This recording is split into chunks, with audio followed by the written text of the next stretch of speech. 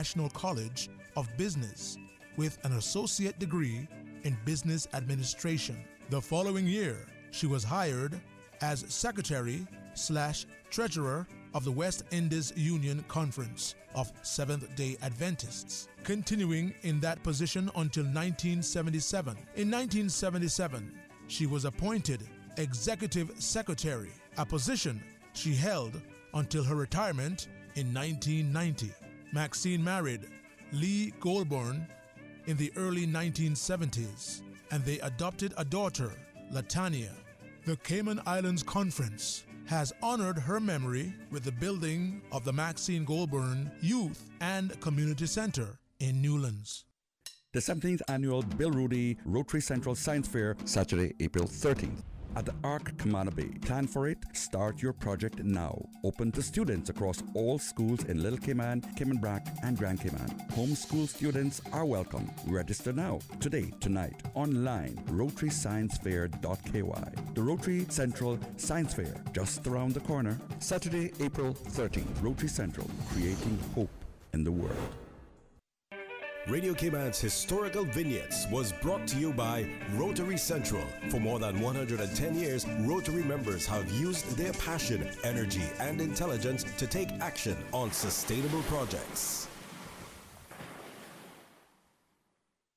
Talk Today is brought to you by Subway, open 24 hours in Countryside, Anderson Square in Georgetown, and Centennial Towers in West Bay. And by the Ministry of District Administration, explore your history, explore your land, explore your sister islands. And Cayman Airways, call them on 949-2311 to book your nonstop flights to Los Angeles and Panama. And now, Barbados. And Digicel, Cayman's bigger, better network. And Doctors Hospital. Peace of mind is important when life happens. Doctors Hospital, always there for you. Call 949-6066.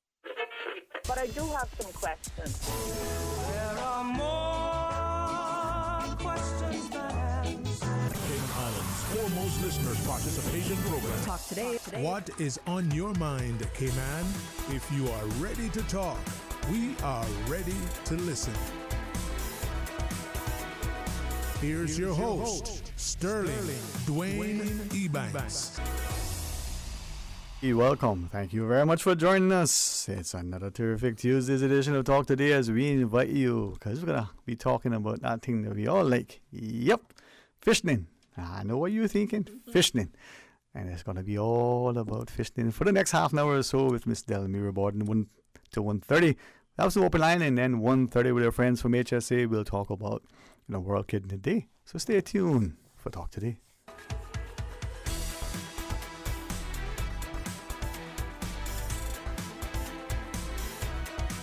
Talk Today is reminding you. Avoid any statements or comments which are abusive, derogatory, malicious, or defamatory. Do not use indecent language or make any statement that is false or misleading.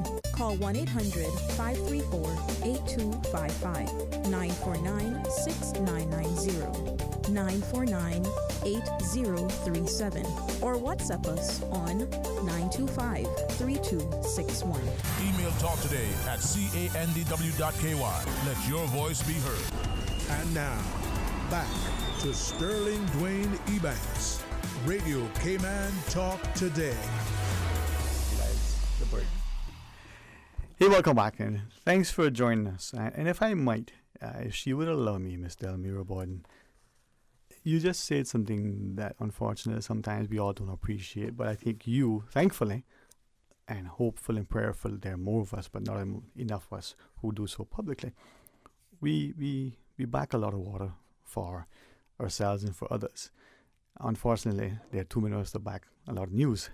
If you're not familiar with that colloquialism, ask your friend, he'll tell you he was talking about you. I said to share that the joy that we can bring to others' lives, the way we can come together and help, is something that I think is fast disappearing.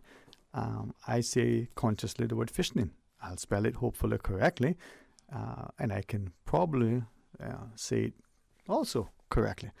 But I like to go fishing. I like to go fishing too. And my brother said to me, no, you don't like go fishing, you like go catching. Because out in the water and come back empty-handed, there's nothing to put in the pot. But it's something to be had, not only to the stories that we will tell years later, but that camaraderie, that fellowship, that sense, that togetherness, right? Unity. And it's a beautiful thing, and many societies have many ways of, doing that. But there's something about, at least for me, and I believe for Caymanians, being on the water, that taste of the salt air, that sound that you hear from, the seagulls overhead, to that, licking of the tail of that nice fish somewhere about, to even the hand line cutting you, or the rod and reel zinging. There's something about it. Or just laughter on the ocean with your friends, understanding that we're going fishing to have a good time. There you go, man. To reflect. And, this fishing tournament we are on the world stage, the district of East End. Yeah. We came together to plan our international tournament. Anybody can fish into this tournament. And we're inviting the entire country. Okay. All the countries around us. Yeah. Anyone that wants to go fishing, you are welcome to the East End All Island Fishing Tournament. We have 21 members on our committee. We are a strong, focused group, and we're about East End. It's about showcasing our district through this event, but also bringing people together throughout the Cayman Islands and around the world. Yeah. It's a one-day tournament. It's a multi-species tournament. And we had Tucker Restaurant, who sponsored the heaviest fish overall, which is $3,000. We have a cash pot that you can participate in. Yeah. We have an estimated pot for prizes, overall prizes for the it's a multi-species. It's actually tuna, dolphin, and wahoo. And there's a first and second and third in each of those categories. If you're the only person that caught a wahoo, you go with the entire pot. Wow. If you're the person that gone with the entire pot for the wahoo, and you have the one overall heaviest fish, you can win another additional $3,000. The people from East End always participate in BK, Big Fish, all of those other tournaments. Yep. They drive from the beautiful district of East End to participate. So we're asking everybody in West Bay, everybody in Bordentown, Cayman Brac, Little Cayman, Jamaica, anywhere, Honduras, America, anybody that wants to be in this tournament, please come fish with us. There's a registration fee of $200. And we are going to have registration on March the 20th. Which is early registration and incentive is all persons that register on March the 20th. It's going to be at the Tucker Restaurant in West Bay and the Tucker Restaurant in East End. So simultaneous registration, huh? Yeah, it's going to be from 5 until 7:30, your registration. Again, it's $200, and for 4 anglers, which includes your captain, to be a part of the 4. And then it's $50 additional for anybody else that you're taking on your boat. And on the 19th, the night before the tournament, is always the best night in East End. We have food, we have guitar music, storytelling, and we also have a last-ditch opportunity for you to register to be a part of our tournament. Also, we are going to have a registration at Sunset House. And the registration at Sunset House is March the 28th. It's going to be Thursday from 5 p.m. until 7:30. So if you miss the registration on the 20th of March, which is Tucker Restaurant in West Bay, from 5 until 7:30, or Tucker Restaurant in East End, which is on the 20th of March, you can also go to Sunset House, which is March the 28th. It's a Thursday, 5 to 7:30. And on the 19th, we're going to be at the East End Heritage Field from 5 until 7:30. We're going to do regular announcements so that people know where they have to come and register. On the final night, we're also going to set up a registration area at Tucker Restaurant in West Bay for people that can't make it out on that final night to East End to register. You can fish wherever you want around the island. You can launch your boats in East End. Because we are showcasing the district of East End, we have a lot of hotels. We have guest houses. We have Airbnbs. We have a lot of restaurants that's going to be serving delicious foods. We have on board with us La Casita, which is Miss Lynn Bawden, who sponsored. We also have the cottages that she owns in the beautiful district of East End. And we have Moritz Tortuga Club. And we also have Moritz Tortuga Club is also doing a weekend stay at their resort. You can win that if you come out early and register. And I could not miss Mr. Geraretti. Although he has the BK Big Fish, we have Geraretti who lives in the district of East End, and he's one of our sponsors. He's doing one of the categories, and we want this tournament to bring everybody together. We have fun, lots of fun. We ask everybody's safety is paramount to us. We're working along with the Coast Guard. We're speaking with the Eastern District's area commander in the RCIPS. We're communicating with someone there. And if you're taking your family out, always ensure that you have a life vest on board. File a float plan. Yeah, you check with the Coast Guard yourselves to make sure that you are safe. And this is going to be a beautiful tournament. Always is, man. So it's a one-day tournament. It's a one-day tournament. And I'm going to get you reminders of the different registration, but something you shared is $200, $200 CI for 4 people, including the captain. No, for 4 people, which would have him included into the 4 year. Yeah, 4 included. So for 4 you. Yeah. Right? And then $50 for each person. So $50 a person for a tournament like this with all the cash prizes. When is the tournament, the actual date? The actual tournament date is April the 20th. Your lines are in the water at 6, and you got to have them out by 4, not 4:01. 4, you have to call in all of your hookups. Once the weigh station is at the Eastern Heritage Field. So if you catch a fish in West Bay, you have to come collect your prize in East End. Or in Georgetown, or in Mortontown, or even Northside, because we have some good guys on the Northside too. So we're all island. I mean, I like how you said even in Northside. But the camaraderie is so good between these guys, and when these guys really go fishing, they go fishing, and it's very competitive, and it's called the luck of the draw. Yeah. So the 20th of April, Saturday, I think. It is a Saturday. Yeah. So 4:20. I'm going on one. April 20th. April the 20th is a tournament, but registration is starting from March the 20th, which is this month. Yeah. And we're asking everybody, get registered early, get your stuff in order, get your boat sorted. Yeah. Make sure you have a safety plan in place, and we're ready to go fishing. The eligible species is again wahoo, dolphin, and yellowfin tuna. We also have a prize for barracuda. If you catch the heaviest barracuda. The entry fee again is $200 per boat, which is 4 anglers, which includes your captain. Our registration forms do require you to identify who the captain is in the case of emergencies or anything that we have to communicate. He's responsible for his crew, so that's the person that we communicate mainly with to ensure that he gets the information out to his team on that day. And the rules of the tournament is fishing is restricted to around the island East End, and 12-mile bank is included, not 60. Wire lines are permitted. IGFA rules do not apply in this tournament.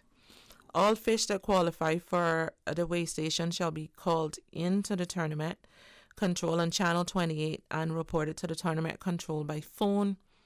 All fish shall be called in on hookup, and all lost fish shall be reported to tournament control.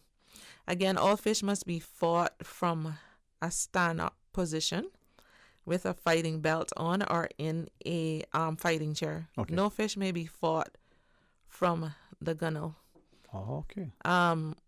All price will be paid in Cayman Islands dollars.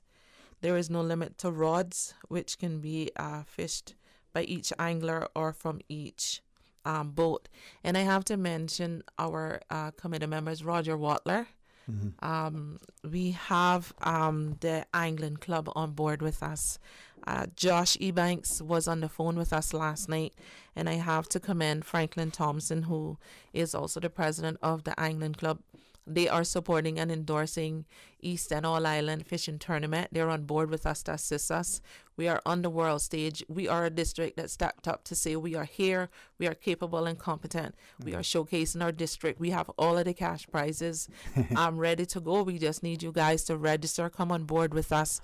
Bring the camaraderie is something that we encourage, the unity amongst all persons in our communities, in our country. Yeah. And this is one event that brings everybody together.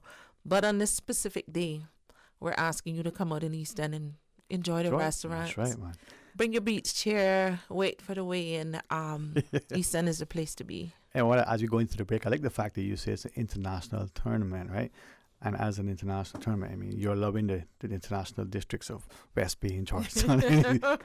It's international. They're international. Right. So when we come back, tell us more, restrictions, if any, on ages of anglers, boat sizes, size of species. You talked about the wahoo, the dolphin, and the tuna and the like. But we can talk about that.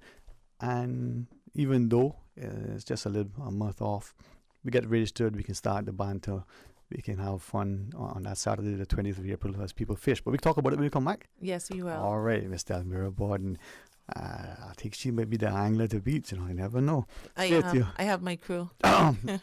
Hey, I'm going to take a quick second, catch my breath. Join us after the break.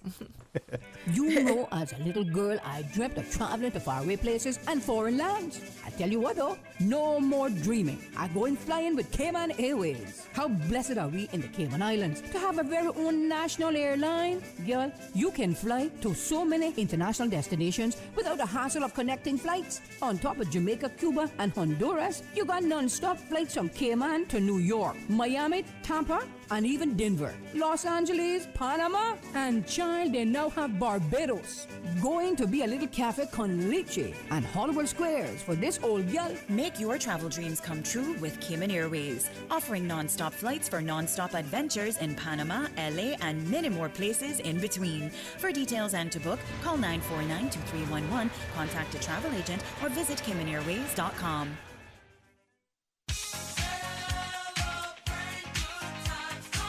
It's Digicel's 20th birthday bash, and you're invited. We are giving away 20 phones for 20 years. Win an iPhone or a Samsung smartphone as part of our anniversary celebration. Simply spend $20 or more at Digicel, or be an active postpaid customer, and you could be our lucky winner. It's our way of saying thank you for 20 incredible years of connection and support from our amazing customers like you. Don't miss out on this epic celebration. Go to your nearest Digicel store today and join the party. Digicel, better connected. At Doctors Hospital, we know life happens, and usually when you least expect it. So when unexpected medical issues arise, you need quality care close to home. Located in the heart of Georgetown, our accomplished team of physicians and medical staff treat minor urgent conditions such as migraines, chest and abdominal pain, shortness of breath, burns, broken bones, open wounds, and more. 24 hours, 7 days a week with no appointment necessary. Peace of mind is important when life happens. At Doctors Hospital, we're always here just for you. Need to speak to someone? Call 949-6066. CUC Advisory. Customers are advised of a scheduled outage on Wednesday, March 13th between 7 a.m. and 3 p.m. for all of High Rock Drive in East End. For more information, please contact CUC's customer service team at 949-5200 or email service@cuc.ky. Find your dream car with a Cayman National Vehicle Loan. Enjoy 100% financing, up to 8-year repayment, and a 7% fixed interest rate for the first 5 years. For eco-friendly cars, we'll waive your commitment fee. This only applies to new vehicles. Call 949-8300 or email lending@caymannational.com today.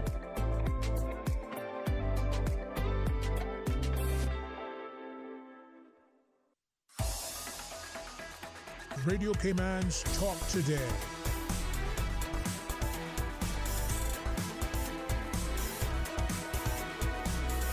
What is on your mind, Cayman?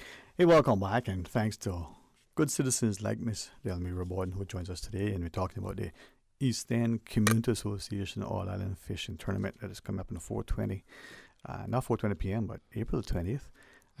If I might, though, one of the beautiful things about countries, and in particular Cayman, is when we can appreciate what we have, we come together and rally around the things that we enjoy, whether it's food, whether it's fishing, whether it's football, and we enjoy it. We go out and there's an element of competition, but it's, as you shared, it's camaraderie. I don't want to necessarily tell tall tales, but I went fishing the other day, and we found this old Polaroid of a picture that was fish that was taken the other day. Took 4 of us to pick up the picture. I mean, I'm not sure how the fish was, but the picture itself was 100 pounds. Miss Delmira, that's a big fish. Yes. She like, I don't want to be fighting. but that's the kind of sometimes so-called nonsense, but the stories that get passed on from generation to generation, all are revolving around a thing that brings people together, right? And you're making registration convenient. Now, I want to ask a couple of things. On the day, so one day of tournament on that Saturday, the 20th of April, the weigh-in is in East End? The weigh-in is in East End at the East End Heritage Field. Okay, so for those who never had a tournament, not quite sure, you're fishing, let's say, off West Point somewhere, and you want to come in, or maybe just outside the quay in Barcas, and you got to make your way around the point and get up to East End to weigh in.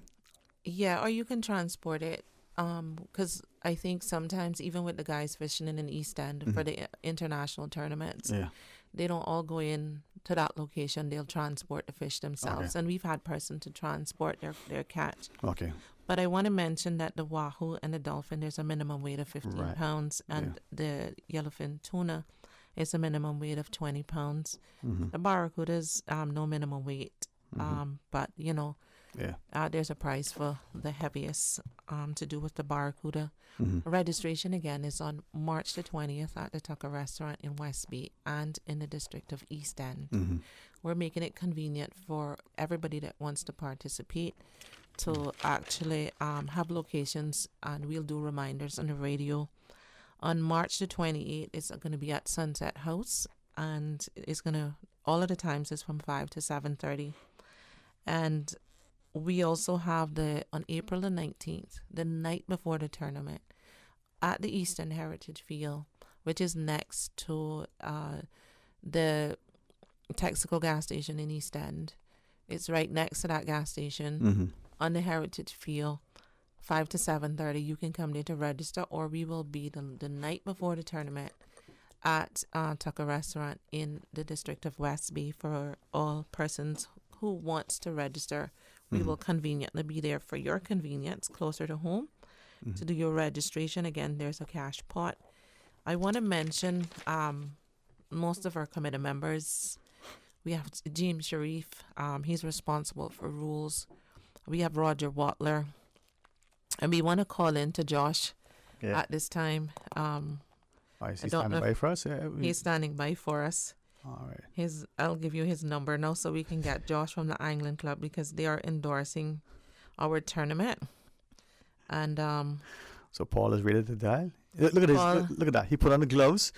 See how he's dialing? So, you want me to see that? Yeah, you just got 916. All right, 916. What's that? See? You can't see? Oh my God. You put on your glasses. I gotta know what it helps. It helps, right? Okay. So the number you telling me and the name by it. The number is 916 66679. Yes. All right. Good. And after hours is 9. So we call him. We're calling Josh. Can we have a game with him? We can pretend that he won something. Yeah, we could play that game. Let's pretend like Josh wins something. Yeah, let's do that.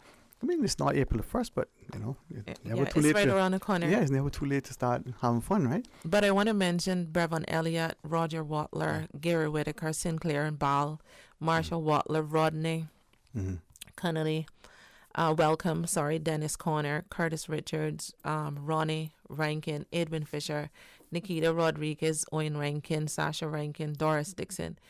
We have a lot of people on board with us in the district of East End. We have we're already starting to mold each other. So West, we have to make sure that Eastern will hold on to all the prizes. Georgetown has to make sure that Eastern will hold on to all the prizes. And it's going to be a competitive day, but we're going to have lots of refreshments and food. So we got Josh on the phone, right? Hey, afternoon, Josh. Yeah, hello, Josh. Yes, sir. All right, listen, thanks for taking our call. Yeah, we know that you're going to be calling in, talking about the fishing tournament with Mr. Elmira, but do you have a quick second for us to share some of this with you? Sure, go ahead. Great. So just prior to the show, we have this new thing now within government that the citizen of the day gets to select who will be the governor and the deputy governor for the next day. Your name was randomly selected by a new algorithm that we employed just recently. Are you willing to be willing to select the deputy governor for as of tomorrow, just for a day?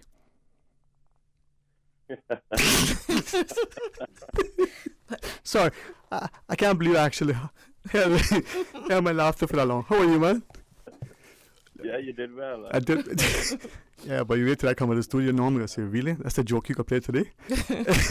No, but thank you, man. Fishing sort of brings camaraderie amongst many of us and gets us into that spirit of being creative. Not true?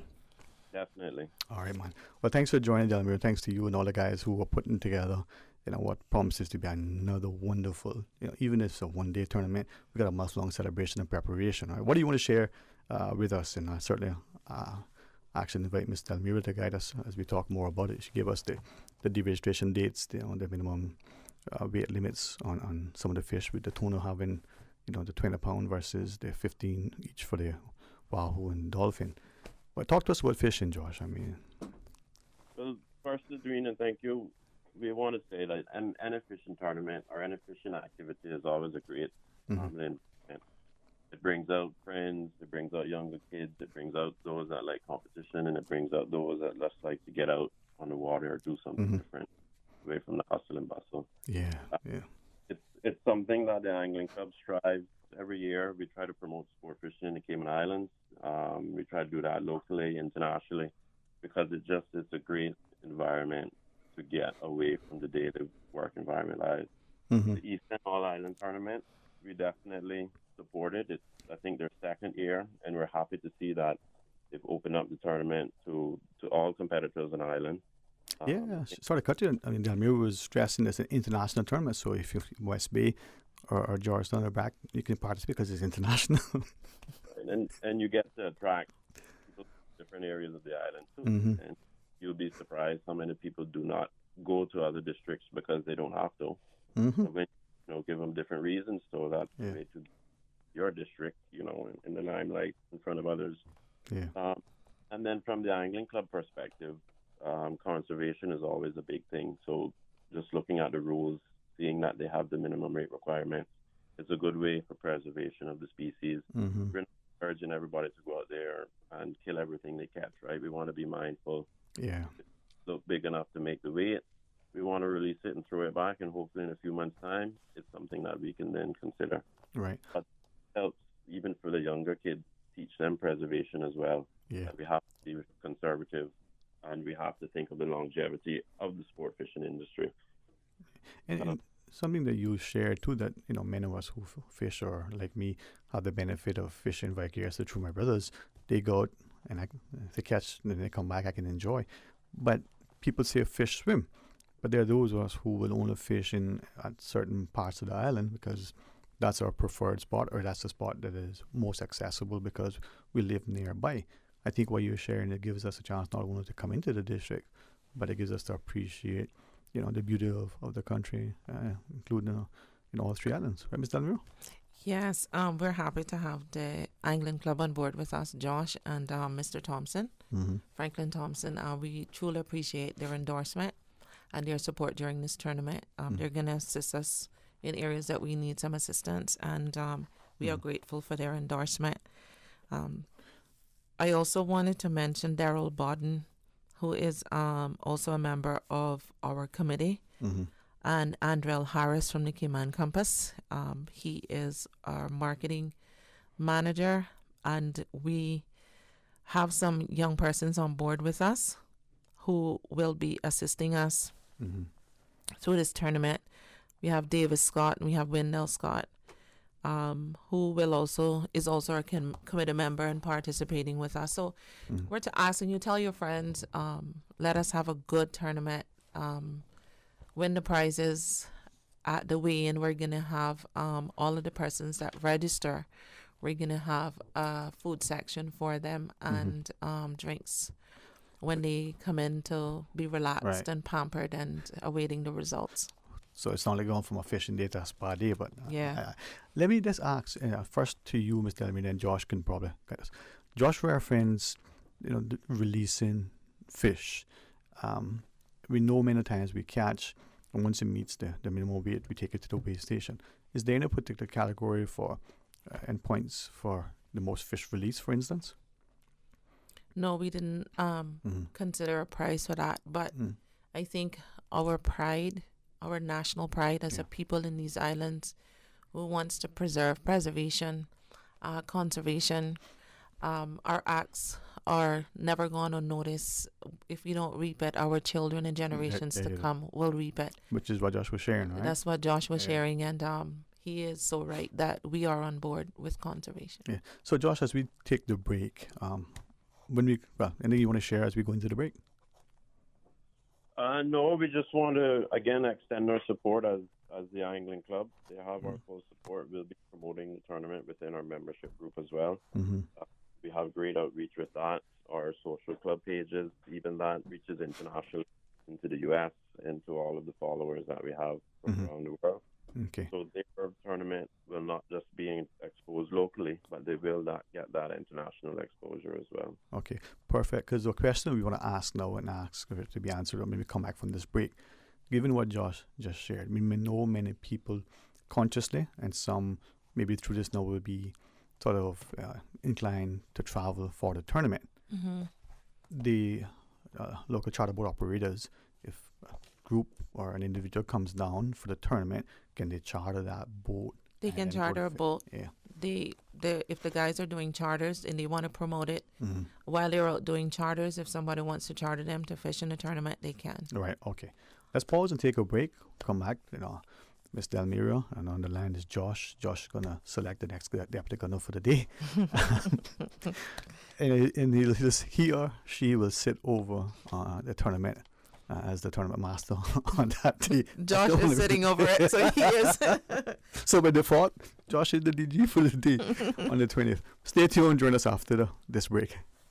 You know, as a little girl, I dreamt of traveling to faraway places and foreign lands. I tell you what though, no more dreaming. I'm going flying with Cayman Airways. How blessed are we in the Cayman Islands to have our very own national airline? Girl, you can fly to so many international destinations without the hassle of connecting flights. On top of Jamaica, Cuba, and Honduras, you got non-stop flights from Cayman to New York, Miami, Tampa, and even Denver, Los Angeles, Panama, and child, they now have Barbados. Going to be a little cafe con leche and Hollywood Squares for this old gal. Make your travel dreams come true with Cayman Airways, offering non-stop flights for non-stop adventures in Panama, LA, and many more places in between. For details and to book, call 949-2311, contact a travel agent, or visit CaymanAirways.com. From boat days to beach gatherings, leave the catering to Subway. Choose from small and large sandwich platters, double meat wrap platters, and top it off with optional cookie platters for dessert. Or ask about our Subway box to go with the option of 6-inch or foot-long sandwich, 1 cookie, and 1 bag of chips for all occasions and celebrations. Let Subway focus on the food so you can focus on the fun. Visit subway.ky for catering options. Subway. Eat fresh. Wouldn't it have been grand if you had purchased land 30 years ago? It may not be 2020, but a perfect vision has never been more clear. Cayman Brac and Little Cayman, poised for growth with an eye on the future. Your land, your history, your future. Discover all that our sister islands have to offer.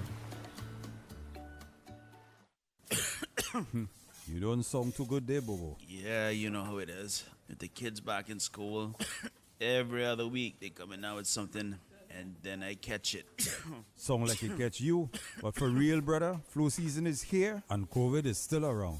You gotta stock up on things like medicine, vitamins, and minerals for you and the kids. You know what they say, prevention is better than cure. At ValueMed, our pharmacists can help manage flu symptoms and provide guidance on vitamins and minerals to best support you and your family's overall health. Visit ValueMed Pharmacy on Walkers Road or Town, or WhatsApp your questions and prescription refills to ValueMed on Walkers Road at 926-1662 or WhatsApp ValueMed in Town at 916-5511. Live happy, live healthy with ValueMed Pharmacy. Radio Cayman's Talk Today.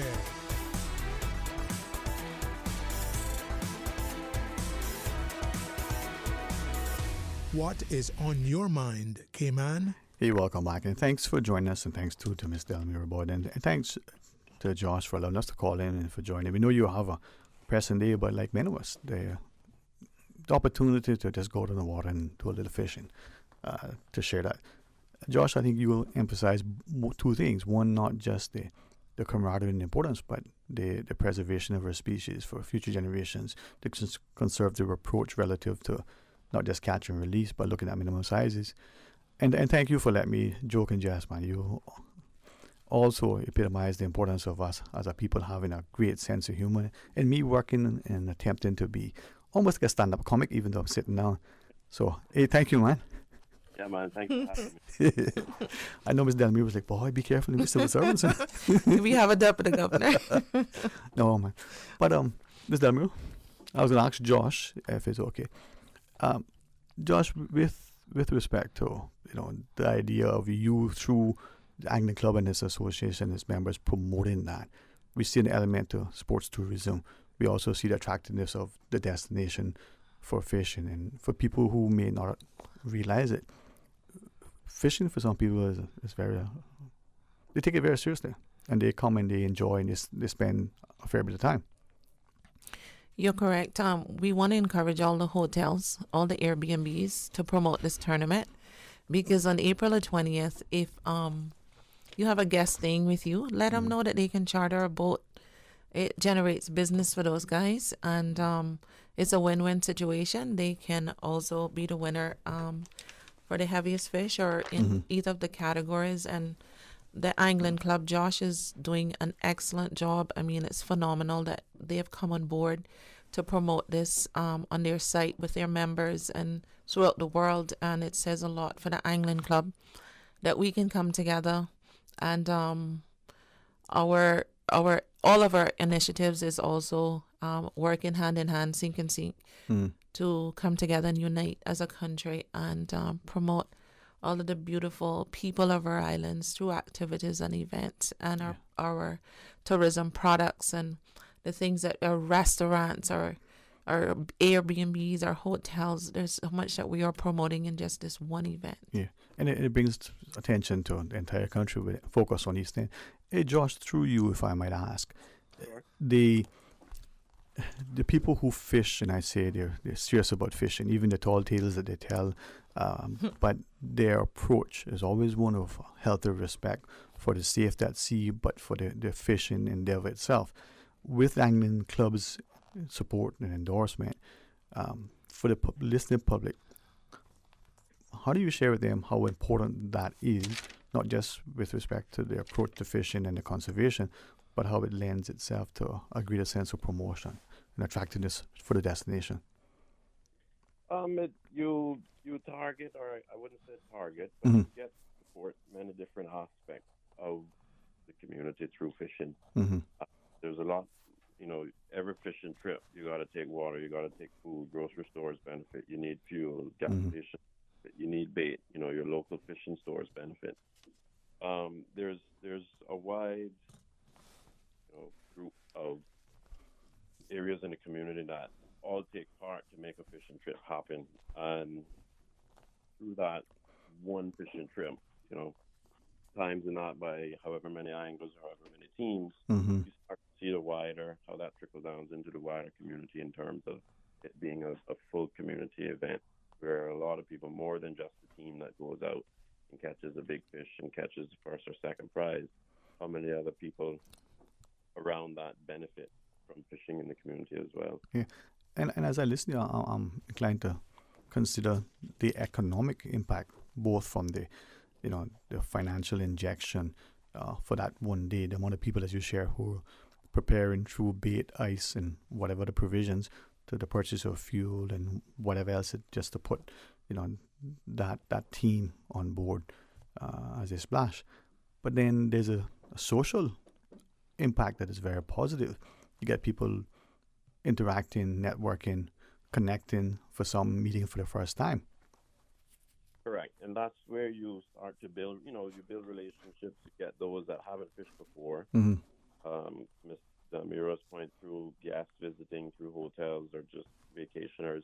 Mm-hmm. They see the event, they stop by, they start to learn. They come in, they speak with the local fishermen. They tell their tales, their stories. They see the catches, and they too become interested. Mm-hmm. That makes them. They've always considered a fishing charter and never really did it. This may help push them across the line, and they have their first fishing charter in the Cayman Islands. They loved it. Yeah. And that grows exponentially. They tell it to their friends. The next time you're in Cayman, do a fishing charter.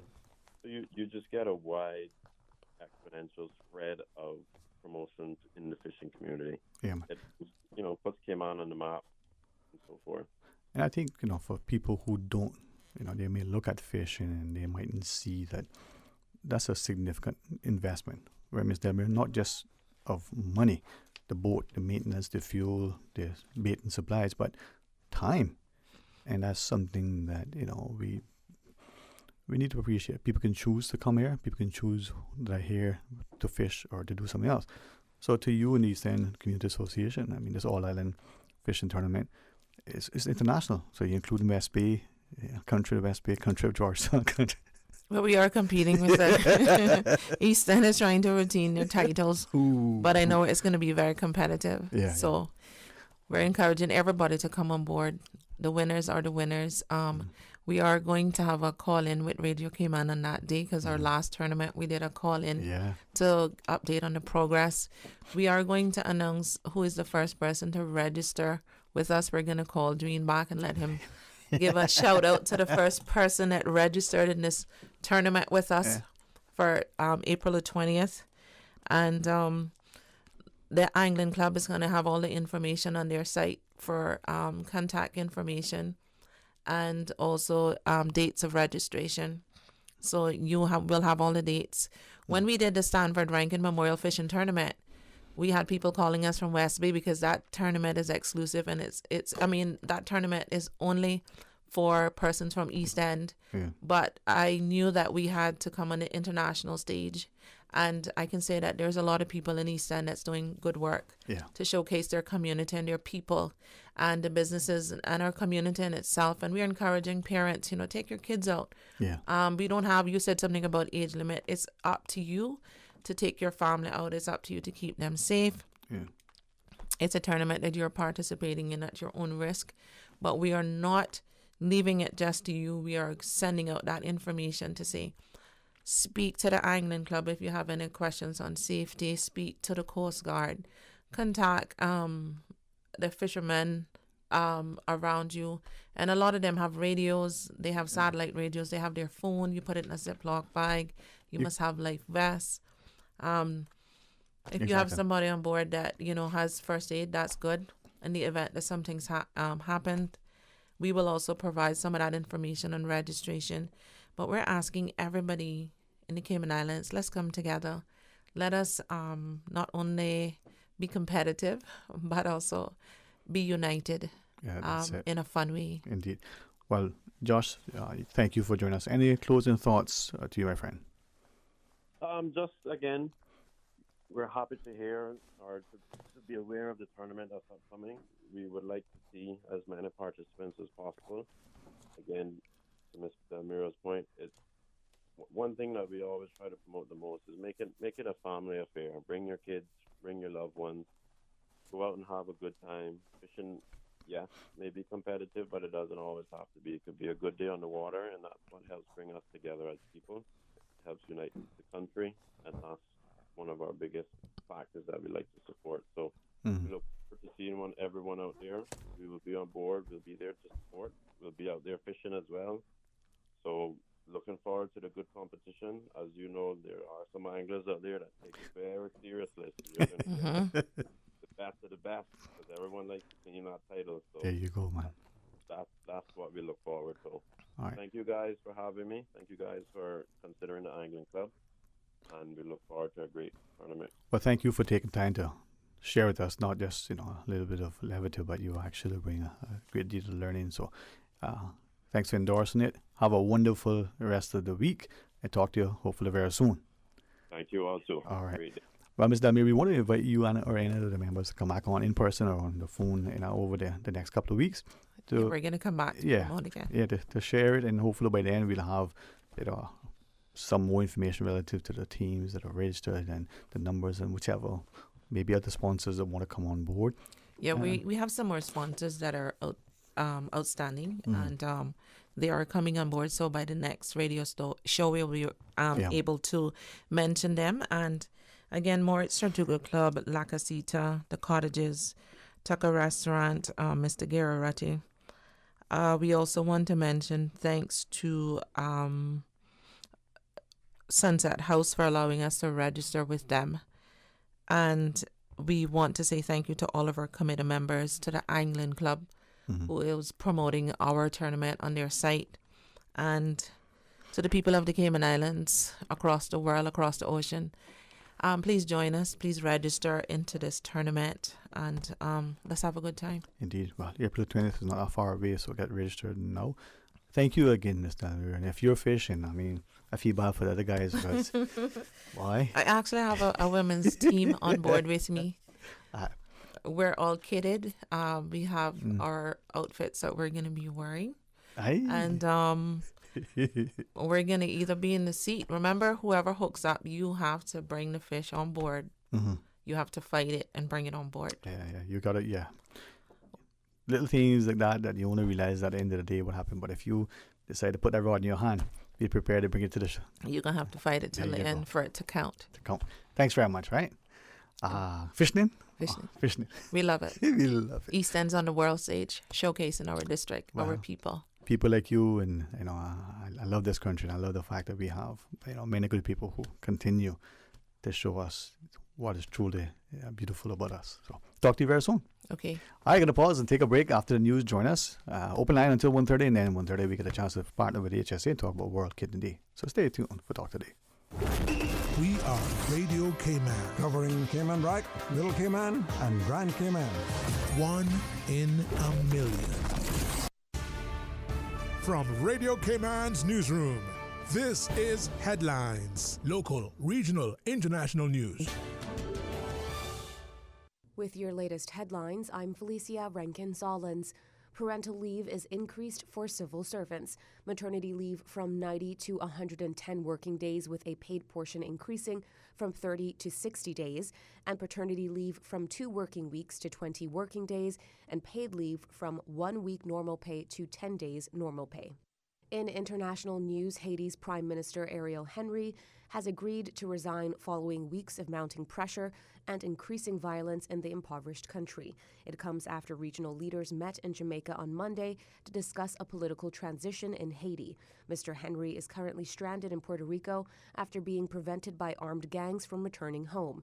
Mr. Henry, who had led the country supposedly on an interim basis since July 2021, following former President Jovenel Moise's assassination, had repeatedly postponed elections, saying security must be restored first. Many Haitians had questioned him governing the country for this long without an elected president. Heavily armed gangs have tightened their grip on the streets of the capital, Port-au-Prince, and attacked the main prison to help thousands of inmates escape. Controversial influencer Andrew Tate and his brother Tristan can be extradited to the UK, a Romanian court has ruled. The brothers can be extradited only after the conclusion of their separate trial in Romania on human trafficking charges, a judge ruled. They have been released from custody. The brothers, who categorically reject all charges, will remain under judicial controls in Romania, which prevent them traveling outside the country. These are your headlines. I'm Felicia Rankin-Solins. More news available at www.radiocayman.gov.ky. Check out our social media pages: Facebook, YouTube, X, formerly Twitter, Radio Cayman Headline News.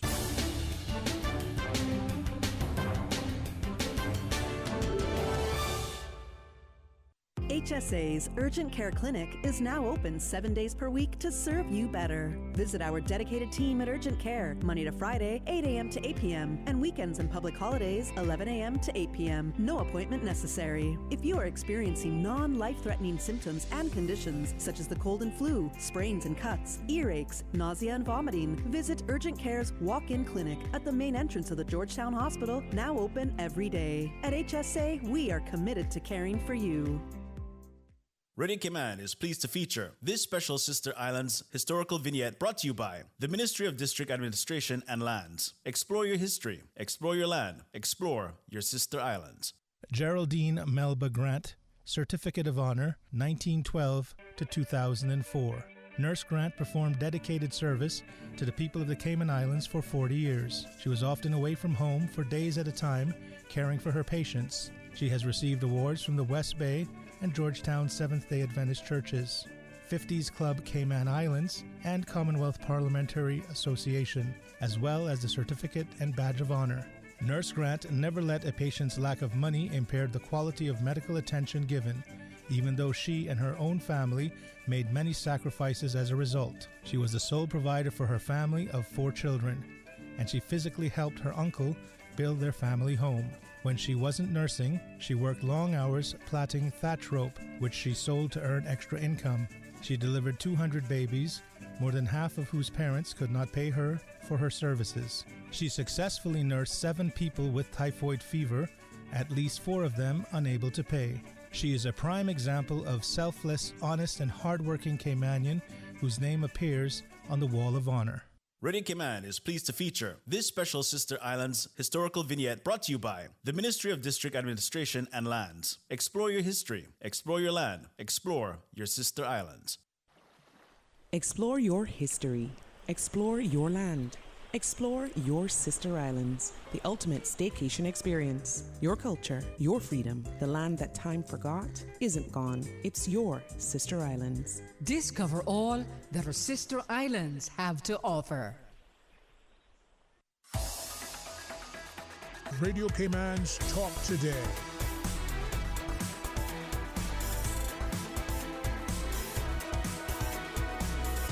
What is on your mind, Cayman?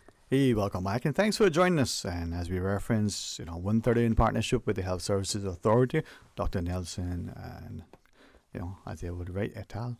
Well, join us if we talk about World Kidney Day, but there'll be some open line between now and then. So you can call and share your thoughts with us, 949-8037 or 949-6990. Of course, you can WhatsApp, call us at 925-3261. Thanks again to Miss Catherine Tyson Sewell for sitting on Friday and on yesterday. I had made plans to be away, and I'm glad that I could do that. Didn't get to do what I had intended, but I still had a lot to do, so I got it done. It's good to be able to step away for a bit. So thanks to her, for hosting. Thanks to all of you who said, it's only been 2 days, but boy, we missed him. So like the country song, it's one thing to be gone but not forgotten, and to be forgotten but not gone. So I love you, I appreciate you, and I certainly am grateful. It is open line and we can chat about much. I must share, I had an opportunity to sit in over those 2 days for a bit on a number of presentations, and I'm hopeful that I can take some of that information and share with some of the participants, because it talks about the socioeconomic changes in the society and the impact that we're seeing from the crime and potential criminality to the way it is reported in the media, to possibly how it's being influenced by what we've seen in the media. That could be not just the movies and the songs, but even the news reporting. And is it being normalized? Are we being desensitized? Is it that there is this growing sense of hopelessness, and people are saying, well, no sense in doing anything because look how bad it is. Well, it may be bad, but is it beyond repair? It may be bad, but is as bad as we think it is. And if it's that bad, then do we just throw our hands up in defeat? Do we pack up our bags and leave? What happens to the next generation who are not quite sure what's going on yet. They're not of that mindset just yet to have formulated an opinion that has left them to be as sinister and jaded, to become that thing that we as adults now may not be willing to acknowledge that we have become. Not just sinister, not just jaded, but apathetic. We no longer care because we don't think it matters. Some of us might say, well, we're on the, on this side of the life scale, so therefore we don't have to worry. What if our parents had that mindset? Those of us who grew up in places and it's just restricted to, the Cayman Islands of yesteryear, to hear their stories of how physically challenging life was back then, from the foods that they put on the table to the mosquitoes that they had to fight. Now, as hard as it was, maybe it's worse now, not because of the mosquitoes and the thing, but maybe because of how we are as a people. We no longer love and care and are concerned and as compassionate and empathetic for each other. Maybe there are a lot of environmental considerations that we've ignored, but we don't focus, on the negative. We don't ignore the obvious, but we don't allow it to beat us down. So how do we find that space and that place to get up each day and do what our parents and their parents before them did? Make the best of it, acknowledging that life has its challenges and trials and tribulations, but we're not defeated. We're not in that space where we lose hope, as hard as it is. We know some people who every day, put on, their best face, as it says, and they go forward, not because things are easy, but because they know that they have prayerfully the strength to face those difficult days. Now, sometimes we need to look in the mirror and chastise the individual that we see reflected back, but sometimes we need to look at the people across the table. Let's take this call. Hey, welcome. Thanks for calling. Hello. Hey, Sterling. How are you doing? Good to hear from you. Sterling, how are you? Excellent. How are you? Good to hear from you.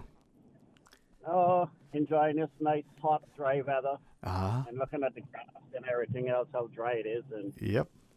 And it's only March. It's part of human being nature. If it's dry, you complain. If it's wet, you complain. There's no pleasing. And if you seem to be, smiling at what is, people look at you as if you're green teeth and foo-foo. Exactly. Yep. And it appears to me like, the elected officials or politicians forget who they're working for. Okay. And it's really sad because, I made a remark some time ago when two of the elected officials was on the radio, and I said to them, I'm not going to call their names. Right, that's okay. I say, you all just, this was how I end my conversation when I was calling into the radio. This is how I ended. I said, gentlemen, don't forget who you all working for, right? Well, neither one of them commented on that. And what that tells me is like, we're not working for you. We get our paycheck and we put it in the bank for us, not for you. And, things like that, it tells you a lot about our politicians. The reason people call into the talk show is to get some kind of satisfaction, whether it's from,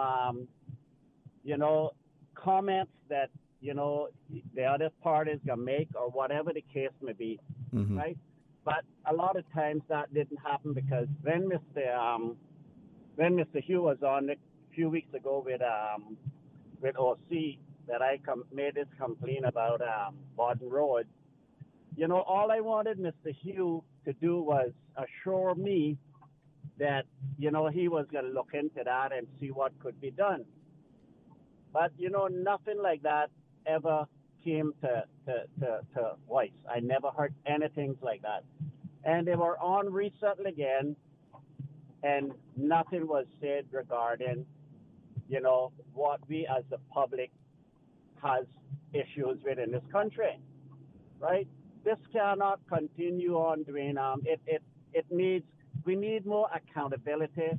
We need these politicians, because the problem is with this also is that it takes, all you need is one bad politician and that brush, and then everybody is painted with the same brush, and it's not fair, right? Right. But that's what we are doing, because if we can't get results from one politician or politician that is in charge of a certain area, then we can say, well, they're all alike, and that's very unfair to the rest of the politicians. Mm-hmm. So all I'm saying, Dwayne, is just we need them to do their work and respect the people that they are working for voice when they have an issue with things that is happening in this island, because what is happening here, you see it and everybody see it. Why can't they see it? You and myself can do very little but do what we're doing right now. Mm-hmm. Right? They are in a position to do something and try to fix some of the problems that we have in this country, right? And it's not, I'm not saying that, a lot of stuff is not going on in the back room, but they need to come and let us know what they are doing. It's not going to wait until something happened now, like that incident in West Bay, and then they had this press briefing and they're telling us now what all they're doing and this and that and so forth.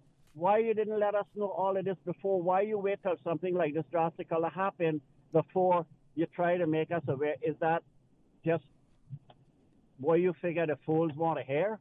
Mm-hmm. I really don't know, Sterling, honestly. But I just wanted to share that with you, and thank you very much, and have a good afternoon. Well, fair enough. Thank you too, and won't belabor it, so I won't engage you beyond it. But thanks for sharing.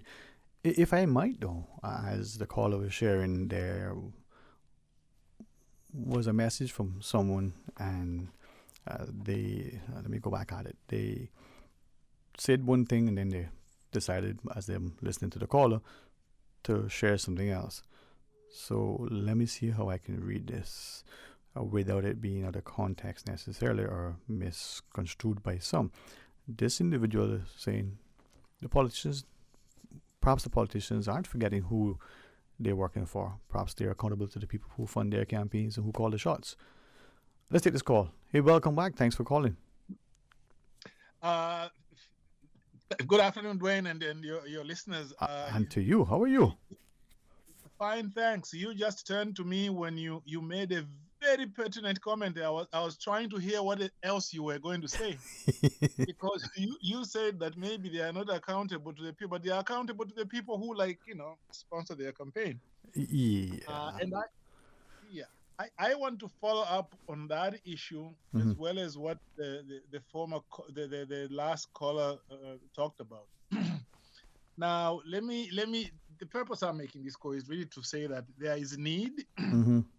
in Cayman for a commission of inquiry into the way in which the judiciary, the DPP's office, the Attorney General's office, as well as the Judicial and Legal Service Commission, mm-hmm. how they are performing their functions. Now, this, I think, has to be triggered by what happened recently to the prosecution of the former Speaker, Mr. Bush. Now, I don't want to get into the detail of the merits or otherwise of the case. That people can decide about. But I'm guided very much that we should not be... There's that old expression which says, give a dog a bad name and hang him, okay? In other words, if somebody has got like a little bit of a reputation for doing certain things, when they're accused of something specific, we tend to assume that they did it, when maybe they might not have done it, okay? Mm-hmm. So the reason I bring that expression in is to say, let us forget about, certain things that it might have happened with the former speaker, but let's look at what happened in this case and see whether it gives us a window into some systemic problems, okay? Right. Now, what happened in this, okay, I want to go back into history very briefly. I know you've got guests coming in very soon. That's fine, man. I listen to you. Thanks. Yes.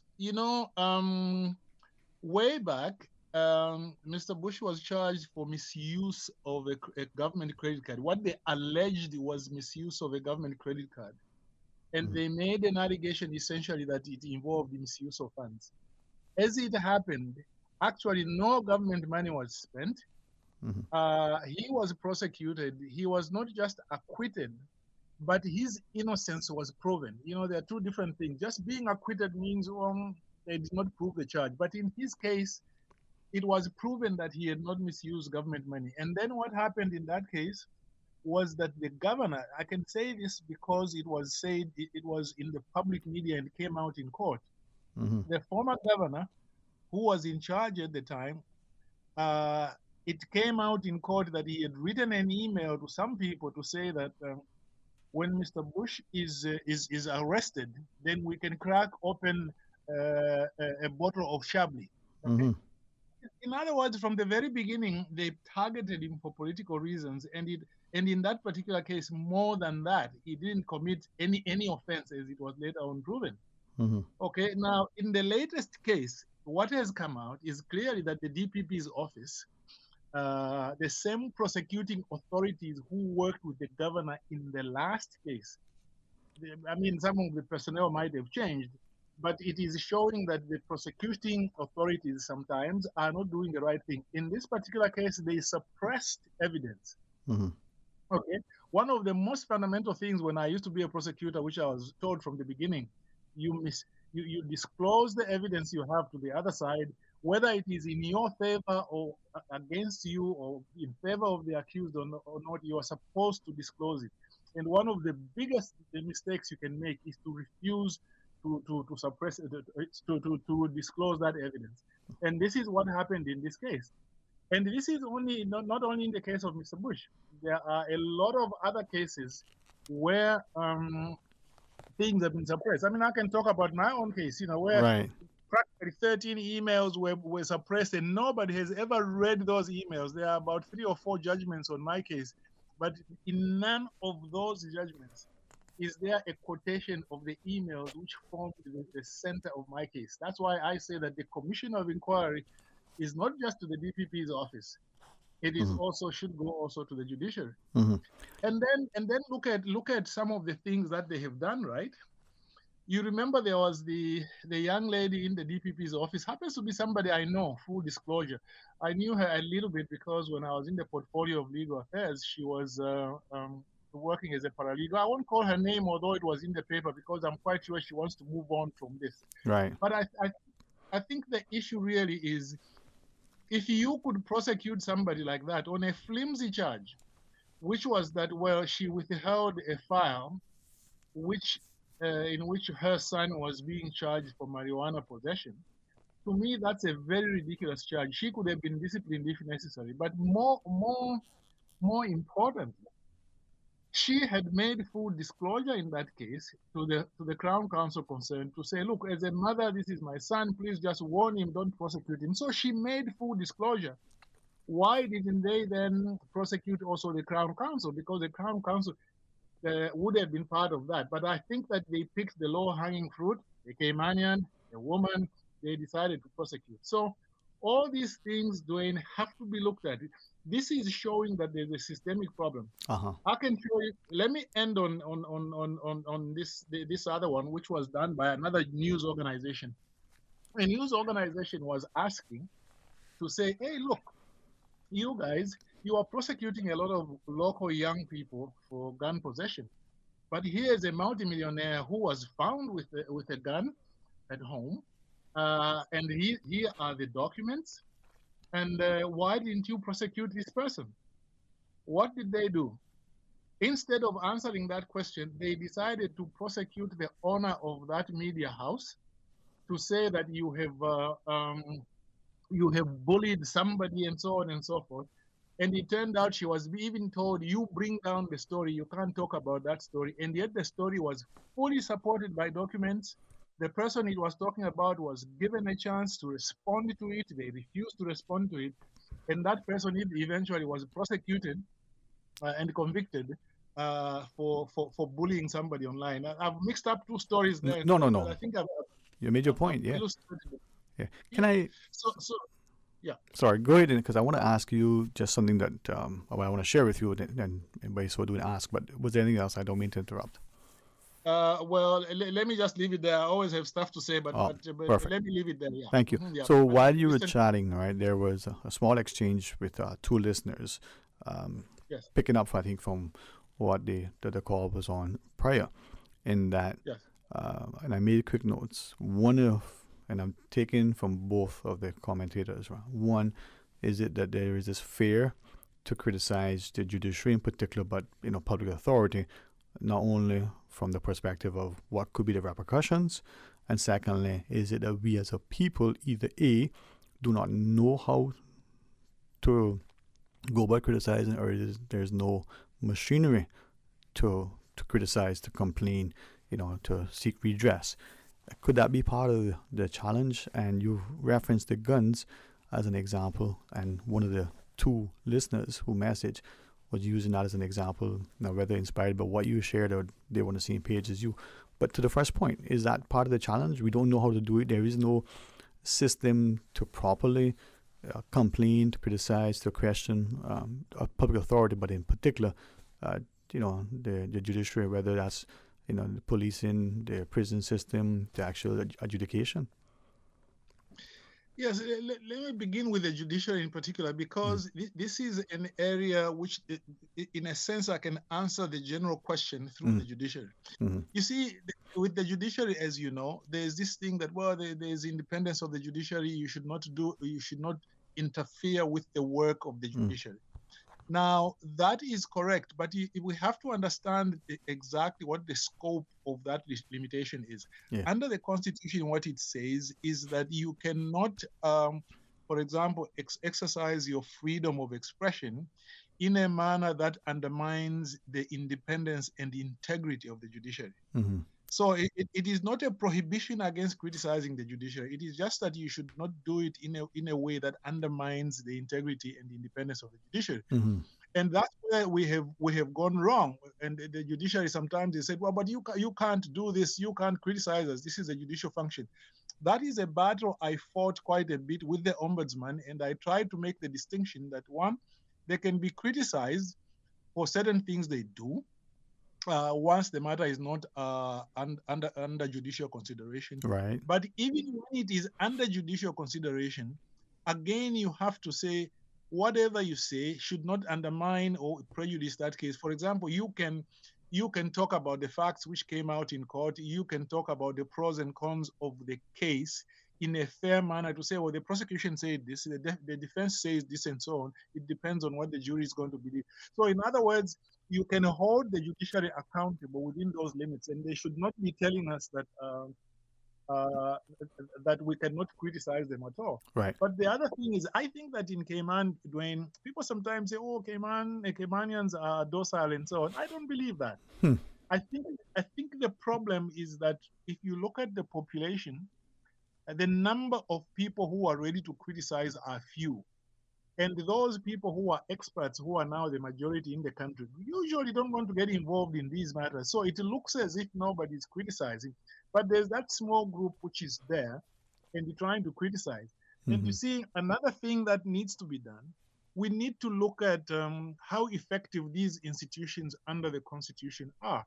There are so-called institutions for supporting democracy under the Constitution, Human Rights Commission, Ombudsman's Office.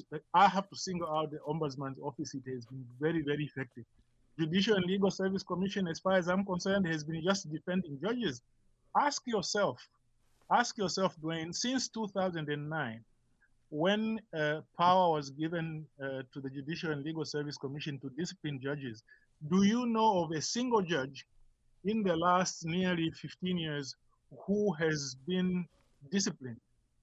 We don't know, not even one. Even Justice Mangata, who was convicted of drunk driving, she was never formally disciplined, and she left after about a year or two to say, she was living on her own because she was going to go and seek greener pastures. And last year, I know she got a job in the British Virgin Islands to work initially for 1 year. I don't know if she continued after that. Mm-hmm. So to me, accountability, I think, is very, very important. In this particular area, the legal services. There's a lot more stuff that I know, but I think there's need for an inquiry. But let me, in answer to your question, let me end on this one. For example, I can tell you people in the police who were claiming, I won't mention a name, who were claiming overtime for hours they never worked. Several police officers, and they were doing this over a period of time. And after a while, they were found out. When they were found out, an investigation was carried out. A certain officer carried out the investigation and recommended that they should be prosecuted. The last police commissioner said, no, they should not be prosecuted. They should just be made to pay back the money. But how come you are prosecuting some other people and making them pay a high professional price, but you are not prosecuting your own police officers? That is always a problem. So these are things that need to be looked into. I can tell you that from my radio calls, a lot of people call me to say, how can I complain regarding this? Can you give me some information? And sometimes I do that. And I can tell you that if there's a full commission of inquiry, people will be shocked what has been taking place in the Cayman Islands. I know that for a fact.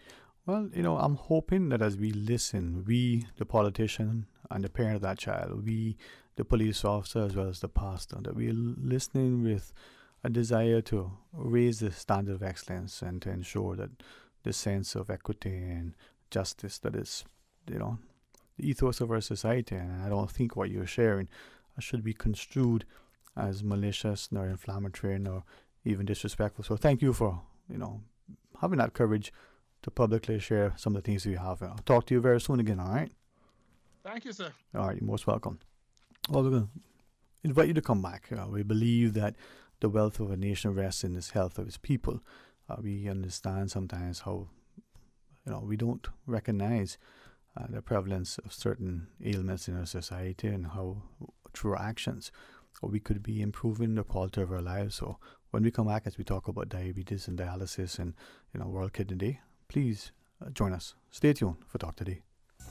At Doctors Hospital, we know life happens, and usually when you least expect it. So when unexpected medical issues arise, you need quality care close to home. Located in the heart of Georgetown, our accomplished team of physicians and medical staff treat minor urgent conditions such as migraines, chest and abdominal pain, shortness of breath, burns, broken bones, open wounds, and more. 24 hours, 7 days a week with no appointment necessary. Peace of mind is important when life happens. At Doctors Hospital, we're always here just for you. Need to speak to someone? Call 949-6066. Discover your dream home with Cayman National's home loan. Get up to 95% financing, repayment up to 40 years, and just a 0.5% commitment fee. Your interest rate? Depending on your risk factors, it'll be fixed or variable. Plus, you get a pre-approved credit card. This is a limited time offer. Dial 949-8300 or email lending@caymannational.com today.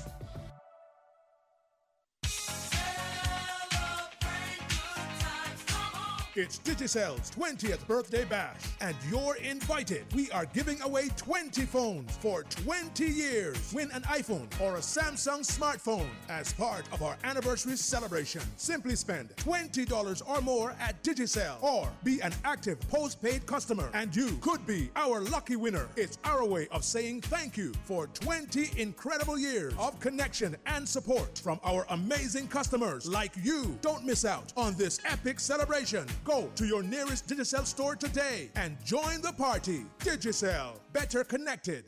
The best foundation you can wear is glowing, healthy skin.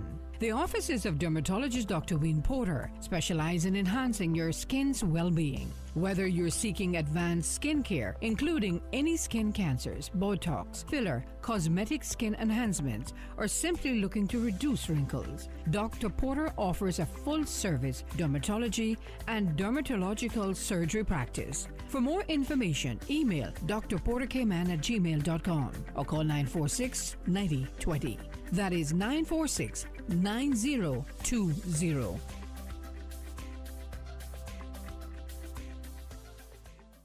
From boat days to beach gatherings, leave the catering to Subway. Choose from small and large sandwich platters, double meat wrap platters, and top top it off with optional cookie platters for dessert. Or ask about our Subway box to go with the option of 6-inch or foot-long sandwich, 1 cookie, and 1 bag of chips. For all occasions and celebrations, let Subway focus on the food so you can focus on the fun. Visit subway.ky for catering options. Subway. Eat fresh. Radio Cayman's Talk Today.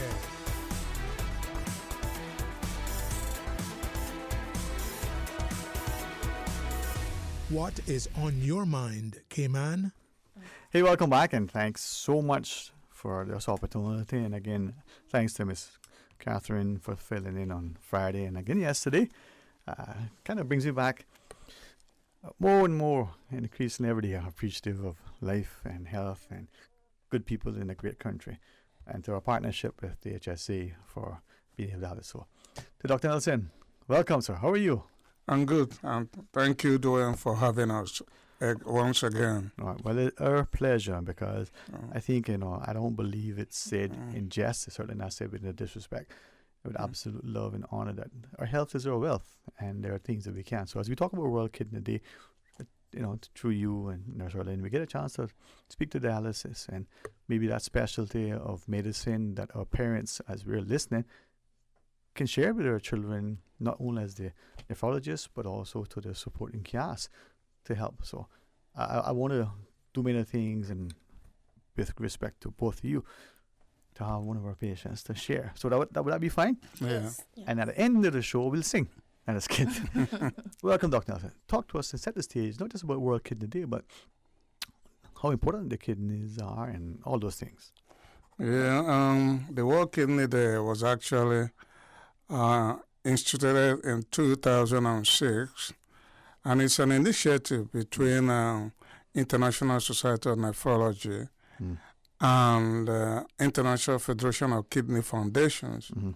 And the main thrust is to raise awareness about chronic kidney disease, the risk factors, and the complications that might result from chronic kidney disease. And every year since then, it has been celebrated to raise awareness targeted at the public and healthcare providers who are not necessarily nephrologists.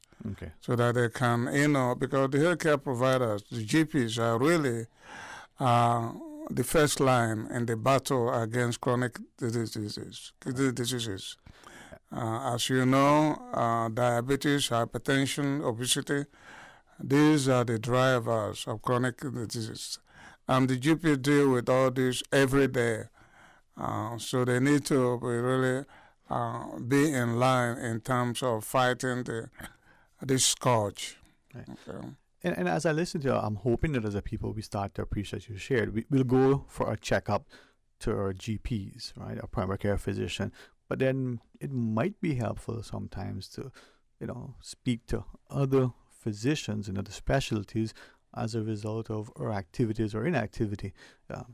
It's just a personal thing that I've latched on. As an example, you go in annually for your checkup, get your blood pressure, check your labs and the like. But what if you engage in a very, very sort of active lifestyle? Are you looking to speak, to maybe other physicians relative to that? So with that in mind, we got, the nephrologist, the endocrinologist, we got, the urologist and the like. But to what extent do we access them?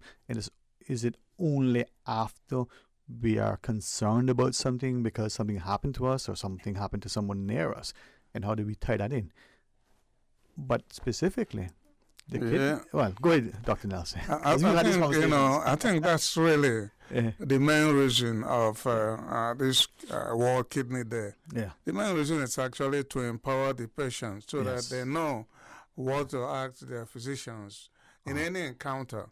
It will be necessary, especially if you have risk factors, if you have hypertension, if you have chronic kidney disease, if you have diabetes, and also if you have family history of chronic kidney disease.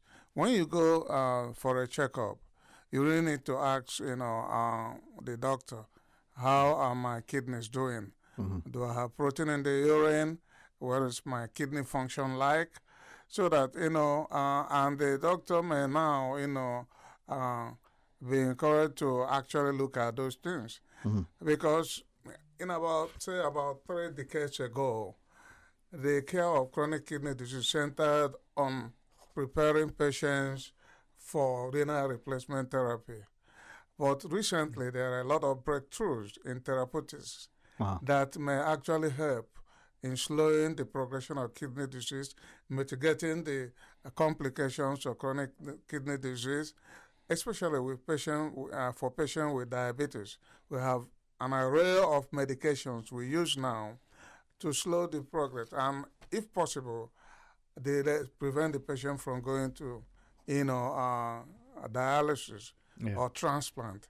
But that is useful if the chronic kidney disease or kidney impairment is picked up early in the stages. So the earlier you introduce those therapeutic interventions, the better for the patient. So it is important that the patient, try as much as possible to be kidney smart, know exactly your numbers, and, demand from your healthcare provider to inform you how your kidneys are doing. Right. So that, Well, we want to invite Nurse Arlene into our discussion as nurse manager, and we're familiar with you in the dialysis unit, and we're going to ask you to, as best as you can, put that mic as close to you as you're comfortable, the base moves like that. And how and why is dialysis? But welcome as we chat with you again this year about it. Welcome. How are you? I am fine. Thank you for having me today. We are, again, this year, we will do the health screening, the public screening. Yeah. And we're going to have it on Thursday, March 14, from 7:30 to 12:30. So we will have a physician on site. We will have a dietitian on site to check on the patients. We will monitor the blood pressure, the weight, the height, to check on the patients, and any abnormal result will be reviewed by the physician. On the same day, we will be having a education topic for patients, for healthcare providers, preparing by our nephrologist, Dr. Lowe Jones, Dr. Nelson, and for 2 hours. So to educate the patients, to educate the public. Right. Nurse Arlene, through you, and over the years, we've had opportunities many times with Dr. Nelson and you in tow, with one of our wonderful, courageous citizens who come forward. And I say that because I don't think that we appreciate not just being here, what that could feel like for many of us, but we're sharing about ourselves. And we're quiet people. We don't like to be public. Can I ask you to introduce our patient? She was here before, as you know. She was here from, was it 12:30? I think she was here waiting. 1 o'clock. Just kidding. She was here early. We had a good little chat earlier. But introduce as you wish, and we'll get her to share as much as she wants about her and about everything. But share with us. We have in today our patient Anilka Rankin. She is a post-transplant patient, really doing well after her transplant. And as she wished, she could share with us her experience, because one of the things that we encounter is that our patients, when they hear from the physician that they are having chronic kidney disease, is a dead end, and it's not. Having the knowledge, having the information, patients can slow the progression of the disease. Persons can be adjusting their lifestyle and reduce to reach the dialysis. As you know, the patients are being followed in clinic from the physicians, and when they reach stage 4, that they are being prepared to go on the dialysis, they are being introduced to us. So we have an education program for those new persons, for them to be aware what to expect when they come in to be dialyzed. Right. Dialysis is something that is a huge change for persons. So the adjustment is there, the restrictions are there. Right. And it's very stressful already. Yeah. So sometimes to have a healthy style is expensive. People can't afford. So having information, it helps to prevent, it helps to Right. the progression. So Miss Rankin can be able to share a little more. Okay. We encourage everyone to come in. Welcome to the public screening as usual every year we do. Mostly these benefit those ones who can afford health care, especially those ones who don't know that they have the problem. Yeah. So when they come in and they are being checked, then they realize, oh, my blood pressure is high. Oh, my sugar is high. My cholesterol is high. So then they can be able to interact with the physicians and the nutritionists and be able to correct themselves and continue have their checkup, because it's not just coming for the screening. You have to have annual checkup. Right. And thank you for that, Natalie. Now, Ms. Rankin, thanks again. And I say this not just with a healthy sense of respect, but admiration, because we as a people, and it may be that way the world over, but we know in Cayman, there are many things we don't like to talk about, even amongst our closest family and friends. What do you mean to know how much I make in a month? That's none of your business. We don't talk about it. What do you mean my CUC bill? We don't share information with each other because for whatever reasons we believe that's private, and it probably is, but information that can help us to do things. But our medical information, we don't even talk about that, our medical history. So thank you for being so courageous and so willing to share. You speak to us as much as you want, and again, maybe as Nurse Erlin shared, this might cause many of us who think we're healthy.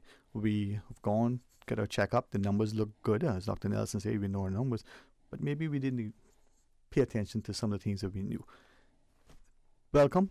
Start with whatever you want to share with, and we will ask questions, and if any question you say, no, I don't want to answer that, please accept our apology up front. That's fine. That's fine? Yeah. She was here, I mean, it was amazing. So, what made you, first off, want to come now and tell the public whatever you're going to tell us?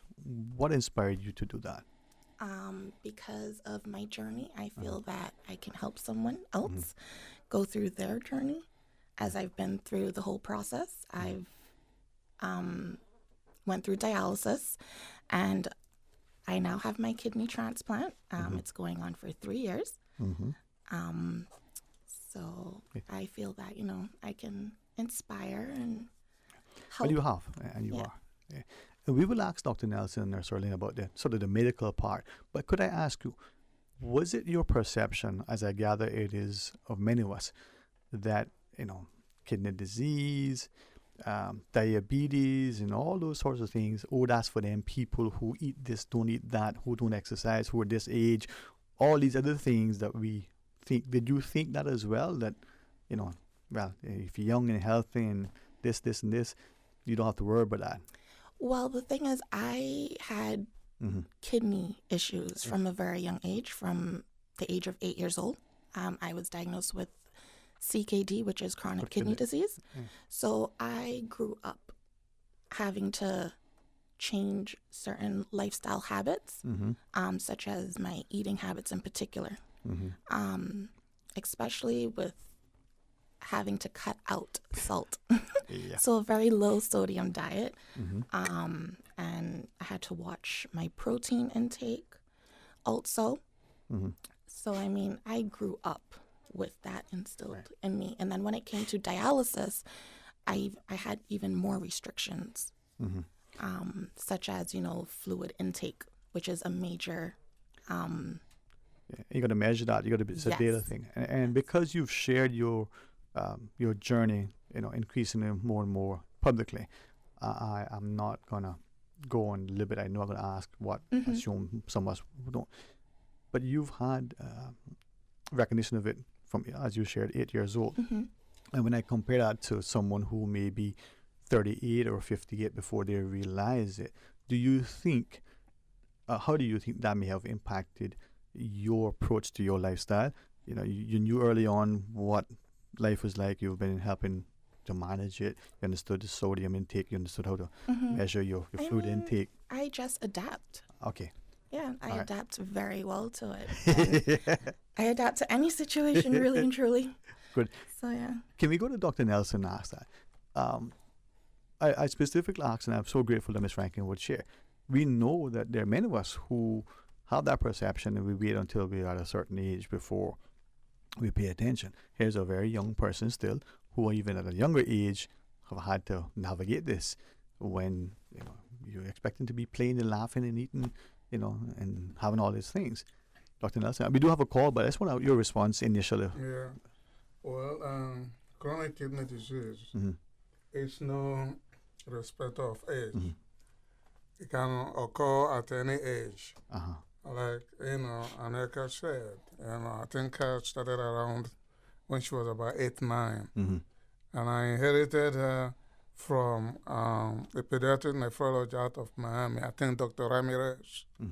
So she was following up there until by the time I got her already, she was already in kidney failure. But she, went, considering her age and the destiny, we said the best thing for her would be kidney transplant. There are a lot of challenges along the way, but ultimately, by God's grace, she got it.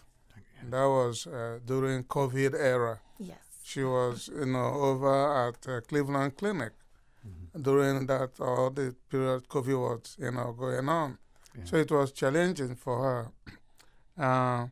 But as the freedom from dialysis, liberation from dialysis, that's a lot of release and relief because dialysis comes with a lot of challenges. Like Colleen was saying, you have a lot of restriction.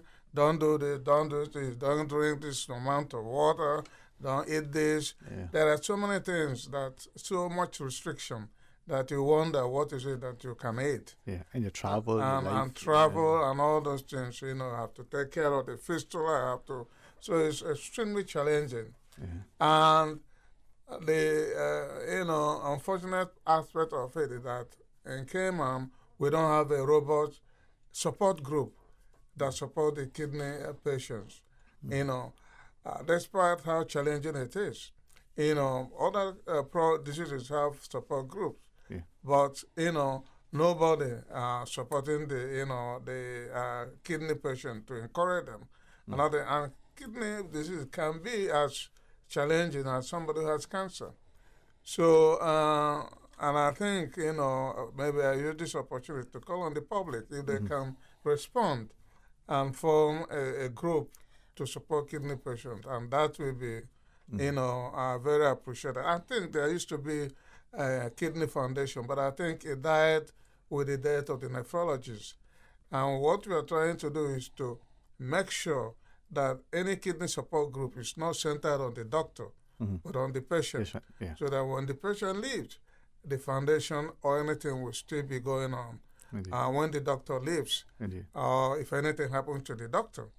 So, we're calling on people to see and rise to the occasion and support the people with kidney disease. Okay. All right? I know we have a call with Ms. Rankin. Well, I just wanted to add that I am, within the few next coming months, is going to try to incorporate a nonprofit foundation for kidney disease. Support information. Well, that's my route. That's my goal. If we can help, let us know, because it's I'll speak to that in a second about the importance of the kidneys, as Dr. Nelson and others have shared. But let's take this call. We have Dr. Nelson, Nurse Erlin, and Ms. Rankin as a post-op patient. Let's take this call. Hey, welcome. Thank you for calling. Hello? All right. Sometimes, it's there, it's not there. I'm not hearing, but you know what I mean? It might be. So to the caller, if you are there, we do apologize. If you're whichever, sometimes it happens. But Dr. Nelson, again, from the medical perspective, I discovered through consciousness and having people like you that I can ask just for my own edification, we always would think when we go to the physician, we get a checkup, your blood pressure is this, that looks that way, that we may, as I probably did, assume, well, that is connected to that, without appreciating that the kidneys are sort of the drivers of a lot of that stuff. Who would think that your blood pressure was affected by the health of your kidneys? Now, is that true? Your blood pressure in your kidneys play a bigger role than some of us appreciate? Yes, hypertension, yes. is a risk factor for chronic kidney disease. Mm-hmm. But chronic kidney disease can also cause hypertension. Mm-hmm. So the conventional wisdom is that if you see Can I respectfully Okay. come a little closer to that microphone? Okay. I know it's a daunting thing. If you see a young person with hypertension, maybe somebody developing hypertension at 20 or so, the first thing that we have to do is to check the kidney to make sure that it doesn't have any kidney disease causing what we call secondary hypertension. Okay. So once you have a hypertension in the elderly or older group, you have to know that that is a risk factor for you developing chronic kidney disease, just as diabetes. And those are the two common causes. And as you know, hypertension, diabetes, both are now linked to overweight, and hypertension. Apart from genetic diseases, and things like lupus, so the commonest, thing that lead to chronic kidney disease, hypertension, diabetes, obesity. All right. So if you have any of those things, you need to be aware and regularly check. And remember that sometimes don't wait until you get symptoms. Kidney disease is a smooth operator in the sense that it's silent. By the time you have symptoms due to kidney disease, it's already late. So the earliest symptom may be protein in the urine, having some protein in the urine or having some blood in the urine. So, and that's why, routinely, patients who have diabetes need to be screening for a little bit of protein in their urine. Okay. Can we talk about those screening processes and some of the things and have Nurse Arlene share with us? We're going to take a break, go to the news, and come back. And really appreciate each of you, and especially Ms. Rankin, for sharing with us. So, to our listeners, please stay tuned.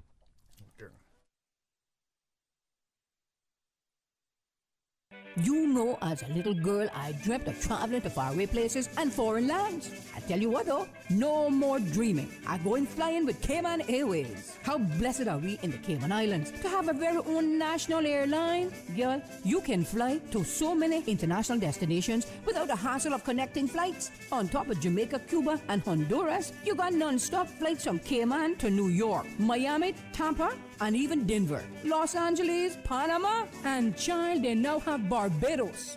Going to be a little cafe con leche and Hollywood Squares for this old gal. Make your travel dreams come true with Cayman Airways, offering non-stop flights for non-stop adventures in Panama, LA, and many more places in between. For details and to book, call 949-2311, contact a travel agent, or visit CaymanAirways.com.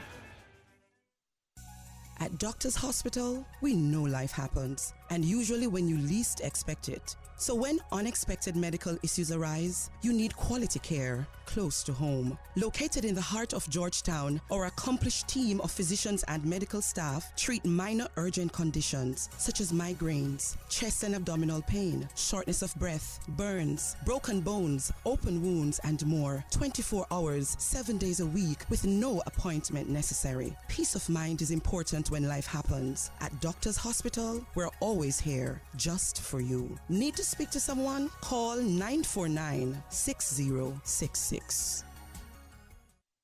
Freedom, Cayman Brack. Freedom, Little Cayman. Soft breezes, blue waters, no traffic. Unwind and rejuvenate your mind, body, and soul. Sister Island Staycations, a taste of freedom. Discover all that our sister islands have to offer.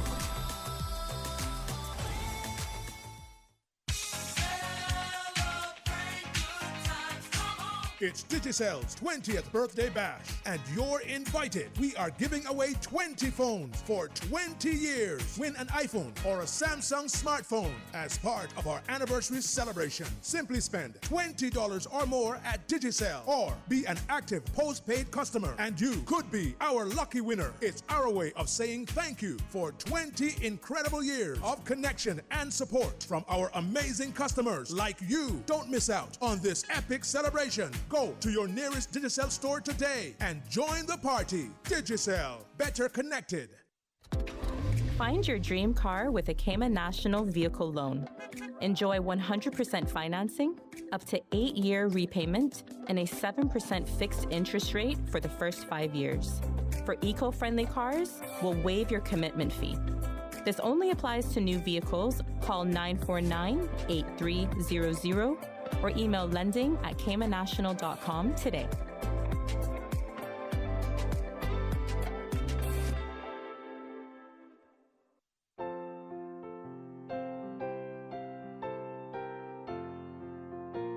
Puritan Cleaners will be closed on Saturday, the 16th of March for the funeral of Mr. Cardinal da Costa. Service will be held at the Baptist Church on Pedro Castle Road, Savannah, starting at 1 p.m. Further details can be found on Puritan's Facebook page. We urge customers to bring in items early, as Friday would be the last day to pick them up. Puritan Cleaners will resume normal business hours on Monday, March 18th.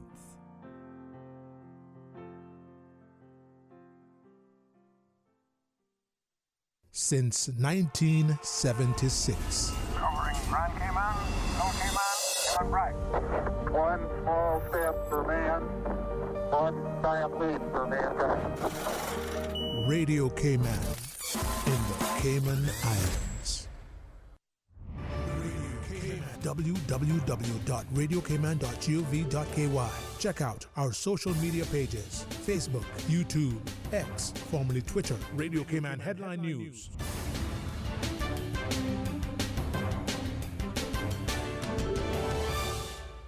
With your latest headlines, I'm Felicia Rankin-Solins. The Passport and Corporate Services Office is advising all travelers to check their passports to ensure all is in order for the upcoming holiday travels. For more information, contact the Passport and Corporate Services Office at 949-8344 or 943-7678 or via email on passportandcorporate@gov.ky. In international news, gender identity and sexual orientation can be discussed in Florida classrooms as long as it is not a part of formal instruction, a legal settlement says. The settlement announced on Monday clarifies the scope of a controversial state education law, but left it standing. Plaintiffs had challenged Florida's 2002 parental rights bill, arguing it could marginalize LGBT youth. Both Florida officials and the plaintiffs claimed victory on Monday. Residents of a city in western Japan have been warned to stay away from a cat after it fell into a tank of poisonous chemicals. The warning comes after a factory worker found yellow paw prints leading away from the container. Security footage was then reviewed, and the cat could be seen running away, leaving a trail of paw prints. According to the AFP news agency, a company spokesperson said, "The incident woke us up to the need to take measures to prevent small animals like cats from sneaking in, which is something we had never anticipated before." Hexavalent chromium can cause skin irritation, respiratory problems, and blindness, and staff have to wear masks and rubber gloves when working near the substance. Officials say that as of Tuesday, there have been no reported sightings of the cat. These are your headlines. I'm Felicia Rankin-Solins. From Radio Cayman's newsroom, this is Headlines.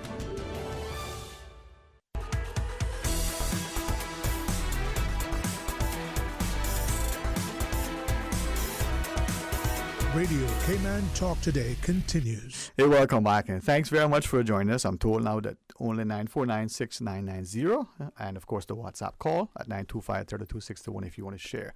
Really appreciate to Ms. Rankin for sharing the story, to Dr. Nelson and Nurse Arlene for coming on.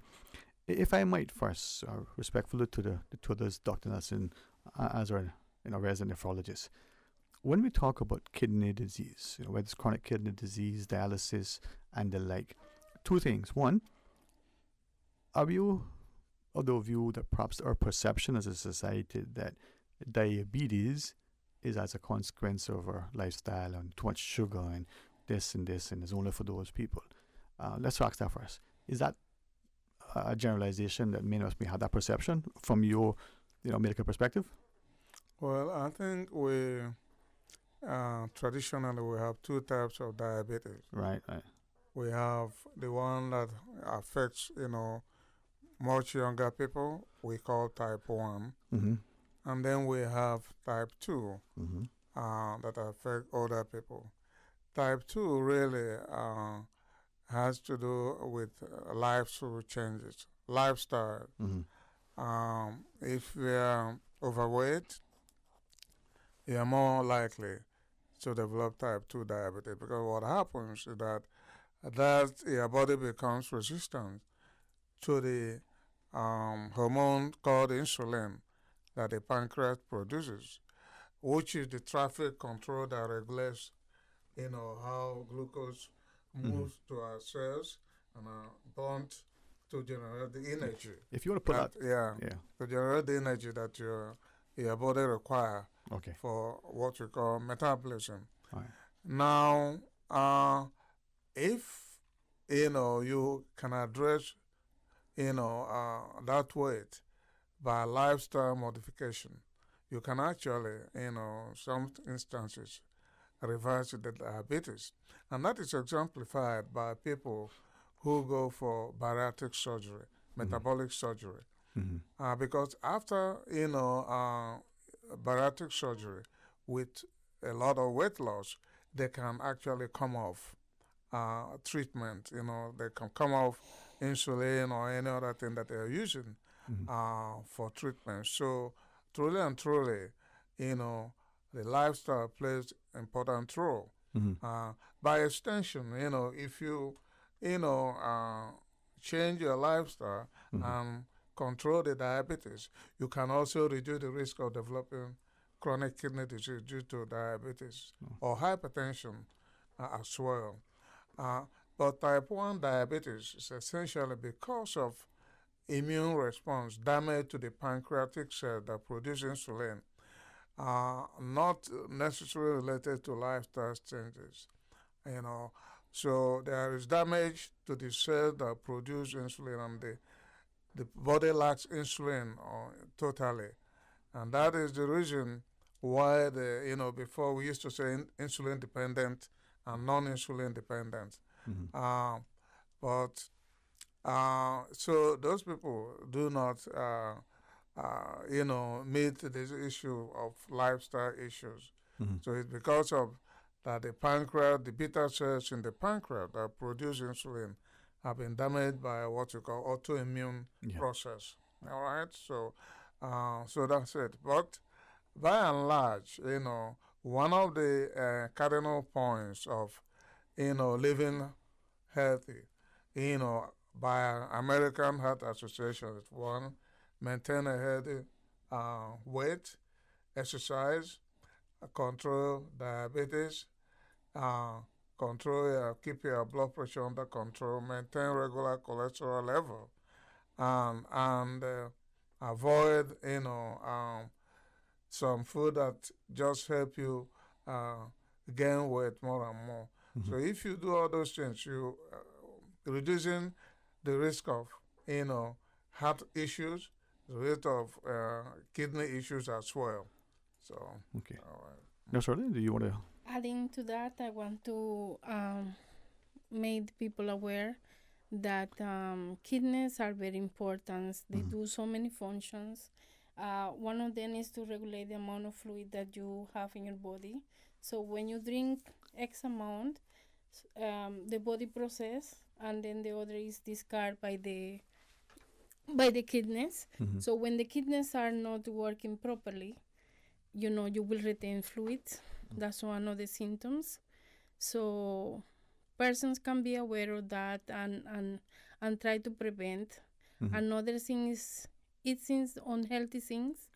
It will contribute to leading to the chronic kidney disease. Mm-hmm. And being aware, it can prevent. Okay. If it's okay, Ms. Rankin, if I may ask you, prior to the transplant and then after the transplant, how has your lifestyle changed? Dr. Nelson used a phrase, the sort of the freedoms from dialysis and the like. Is it okay to ask that, and you can share as you wish? Sure. So before transplant, I was on dialysis for exactly 5 years and 8 months.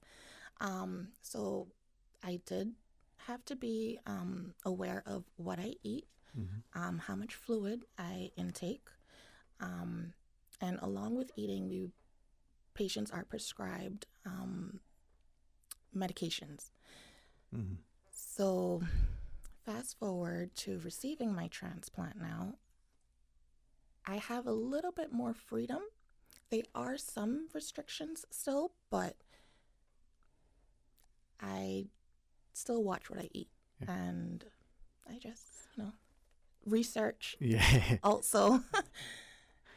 I want to be mindful, but I want us, because even me, as I listen to you, I want us to examine our lifestyles, how much activity, what type of activity we're engaged in, what we eat and when we eat, and those sorts of things, because sometimes we just grab something to eat because we need a little bit of energy to get through the day without paying attention, and boop, something happens, and next thing we know, we find ourselves in the space. Well, for instance, while on dialysis, I can remember, if you eat too much greens, that can have your blood clots, while you're on the machine. If you eat too much fruits, that can cause your potassium to go up. So little things like that matters. You have to eat in moderations, know when to eat it, and etc. So, can I also ask then, and Nurse Arlene, you help us. You talked about the fluid intake and the like, and again, not to scare people, but sometimes hearing something directly may make us appreciate how much we don't know, how much we take for granted, and then the realization of, oops, wow, this is what is actually involved should this thing happen, right? With that in mind, the dialysis, managing the fluid intake, that's a process, and you need to do that consistently. You need to do it a certain way. You can't ignore doing it, and if you at a football match, and whether you're in your living room watching it, you better make sure you do it because it's necessary to have that accurately recorded. It's not just an inconvenience, it's essential. Yes. So help us, Nurse Arlene, please. Dialysis is a procedure that help to clean the body from the toxins and waste product of the metabolism that is accumulated when the kidneys are not working. So we have different modalities of dialysis options. We have the hemodialysis. This one is done at the hospital. We have a dialysis unit with 12 machines, and the patients come in every other day. So it is a huge changes in life for the persons because every other day they have to be coming to the center, sitting with us for 3-4 hours, and be there with us. A lot of restrictions. They need to be on a low sodium diet, how Ms. Rankin mentioned. Salt is very good friend of the water. When the salt is high in your body, you retain fluid. So it is important that the persons being aware that eating salty food that will make them to retain more liquid. Then persons who have chronic kidney disease will start having these swellings. So also when you have too much fluid in the body, you can have difficult to breathe in. And that is another reason that person need to have restriction. There is, how she mentioned, Ms. Rankin mentioned, certain things contain high potassium. So when you have too much potassium in the body, that also can give you cardiac failure or have arrhythmias or even a heart attack. So when you have clinical disease, it is important you know your condition, you know what to do, follow the instructions.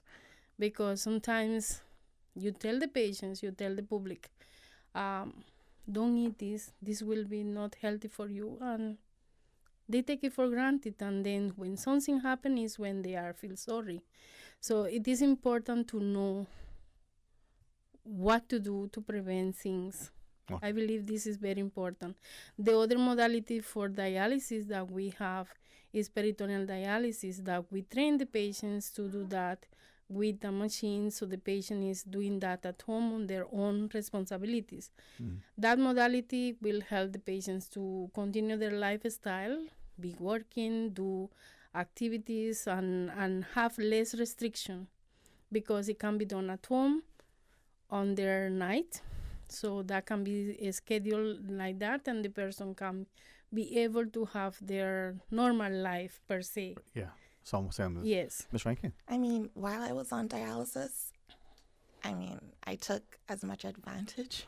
I didn't really make dialysis own me, if I could say that, because I would go to work, come to my treatments. I've never missed a treatment, and I did dialysis 5 years. And after I would go about my everyday, there's occasions, for instance, where, we have Pirates Week and Bad Manu, and I used to do dialysis, and then I would go and either join the parade as a pirate, or I would be a masquerade for Bad Manu and etc. So I didn't let dialysis control me. Yeah. I went about my life the same, and I did my treatments and never missed. We'll take the final break. When we come back, let's ask about maybe signs and symptoms. Maybe if there is some things that we don't know that we should ask the physician.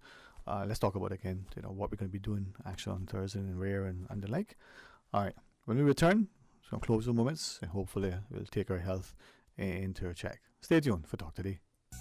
At Doctors Hospital, we know life happens, and usually when you least expect it. So when unexpected medical issues arise, you need quality care close to home. Located in the heart of Georgetown, our accomplished team of physicians and medical staff treat minor urgent conditions such as migraines, chest and abdominal pain, shortness of breath, burns, broken bones, open wounds, and more. 24 hours, 7 days a week with no appointment necessary. Peace of mind is important when life happens. At Doctors Hospital, we're always here just for you. Need to speak to someone? Call 949-6066.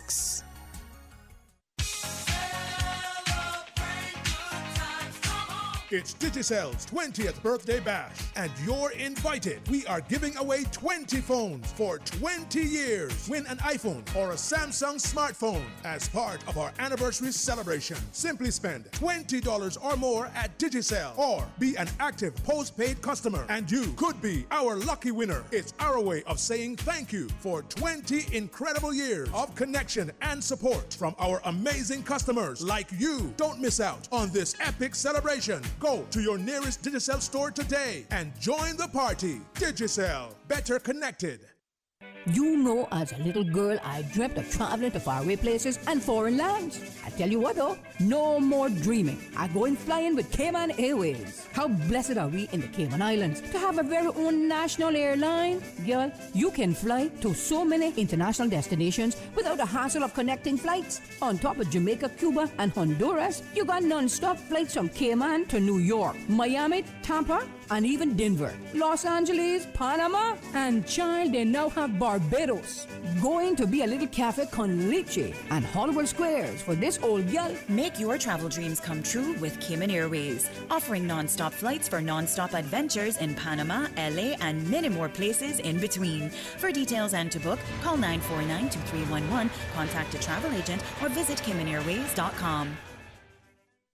From boat days to beach gatherings, leave the catering to Subway. Choose from small and large sandwich platters, double meat wrap platters, and top it off with optional cookie platters for dessert. Or ask about our Subway box to go with the option of 6-inch or foot-long sandwich, 1 cookie, and 1 bag of chips. For all occasions and celebrations, let Subway focus on the food so you can focus on the fun. Visit subway.ky for catering options. Subway. Eat fresh. Discover your dream home with Cayman National's home loan. Get up to 95% financing, repayment up to 40 years, and just a 0.5% commitment fee. Your interest rate? Depending on your risk factors, it'll be fixed or variable. Plus, you get a pre-approved credit card. This is a limited time offer. Dial 949-8300 or email lending@caymanational.com today. Radio Cayman's Talk Today.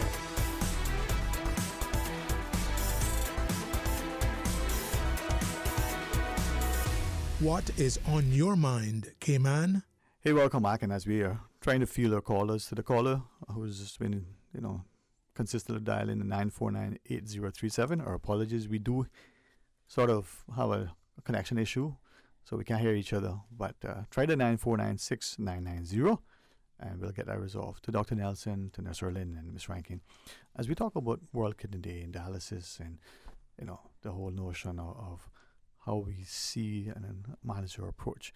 Dr. Nelson, could I start back with you? I know there's only 10 minutes or so left in our discussion. You mentioned type 1 and type 2 diabetes. Is there another type, or is it only type 1, type 2 as we know it now? Well, there are other types, but just for the general public, the majority, due to type 2, then followed by type 1. We have what we call gestational diabetes. Right. That comes, during pregnancy. It may resolve after pregnancy, but 50% of people who have gestational diabetes will go on to develop type 2. Okay. So it's a risk factor for, this thing. That's what we call LADA, latent autoimmune diabetes of the young, of the adults. So these are type 1 that present much later.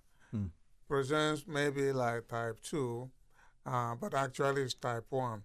So you may be able to just treat them initially with oral medication, but they quickly require insulin. And when we do some of the tests we do, we find actually some markers of autoimmune disease going on. And then you have diabetes, for instance, coming from patients who have damaged their pancreas, people who drink, chronic pancreatitis may eventually damage, the beta cell that produce insulin. And that may lead to, there are some medication before that could do that, but those types of medication are not in common use anymore. So, but mainly, the commonest type of diabetes is type 2, and then followed by type 1. All right. Okay. That's really, if you want to share anything, Mom. And while you're thinking, let me ask then, from that perspective, there are many of us who are saying, well, is something irreversible, or can we reverse it? Is something like diabetes, when we have it, are there not just mitigating factors and lifestyle modifications, but diabetes, if we have it, can we get rid of it? And if so, how? Type 1, the only way you can cure type 1 diabetes may be if you get what you call transplant. Okay. Pancreatic transplant. So that can cure type 2 diabetes, type 1. Type 2, like I said earlier, can actually be, reversed with diet and other lifestyle changes like weight loss and all this thing. Typically, most patients who have undergone bariatric surgery have their diabetes reversed. Okay. So, and that's why they're now calling it metabolic surgery. Right. Because with that process, you're treating the diabetes with that. And there have been studies that show efficacy of bariatric surgery in terms of, taking care of diabetes, type 2 in particular. Okay. Mr. Rankin, if we can ask you, I liked your positivity, your courageousness, the fact that you shared, you were very disciplined in your approach to your lifestyle. You managed it great. You did all your dialysis, and you didn't make this own you. You went to work, you socialized, and the like.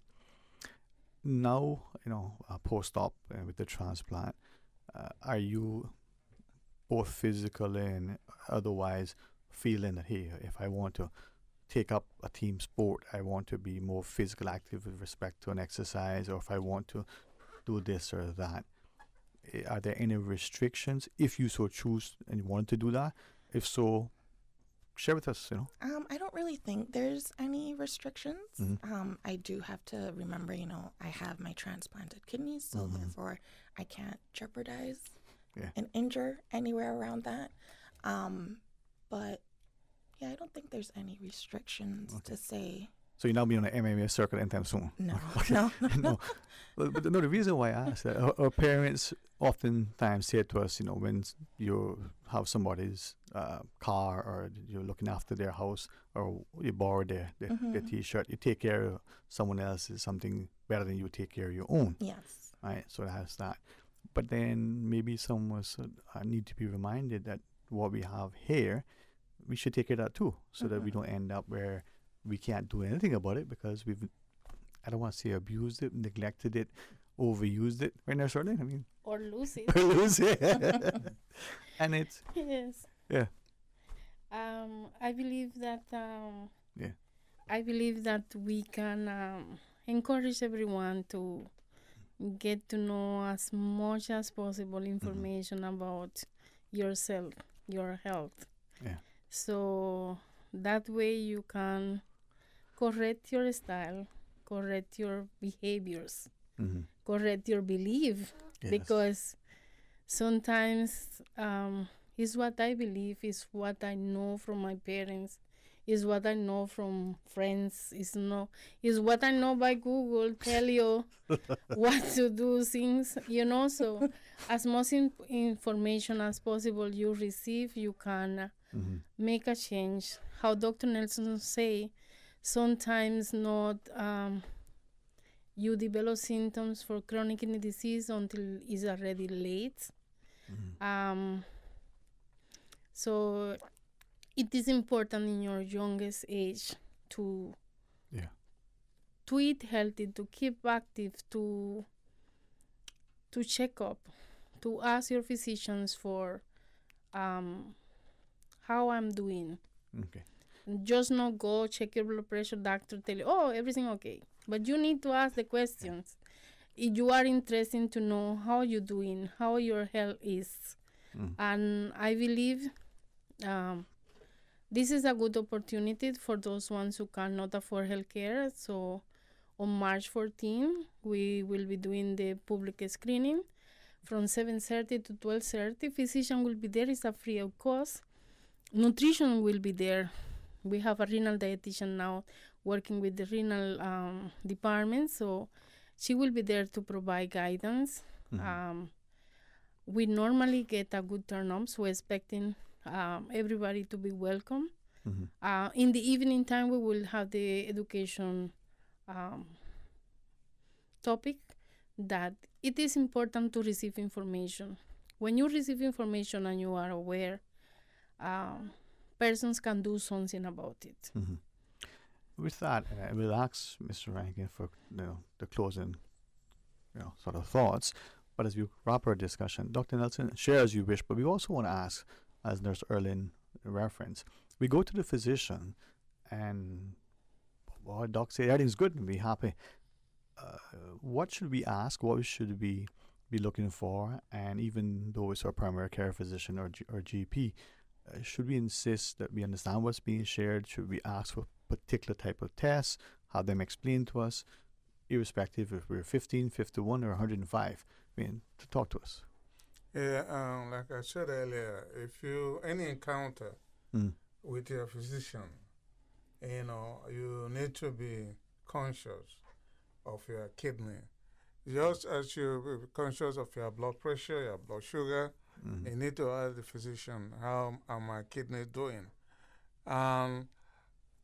Chronic kidney disease is actually where you have an abnormality of kidney function and kidney structure that has lasted for more than three months. So now the function is determined by what we call filtration rate. So these days we have, when you do a kind of panel, automatically a filtration rate is generated, so you know it. It's usually, if you do what you call comprehensive metabolic panel now, you see EGFR will be listed there. EG. So, EGFR, which stands for estimated glomerular filtration rate. Okay. So that tells you the kidney function. Normal is anything above 90 and above. So if you see anything less than 90, then you begin to ask your physician to explain,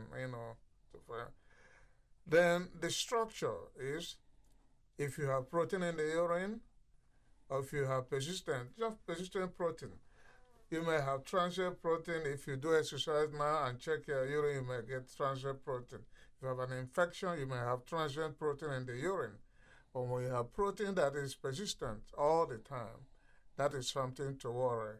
And in patients who have diabetes, if you have had diabetes, type 1 diabetes for more than 3 years, you need to be checking for protein in your urine.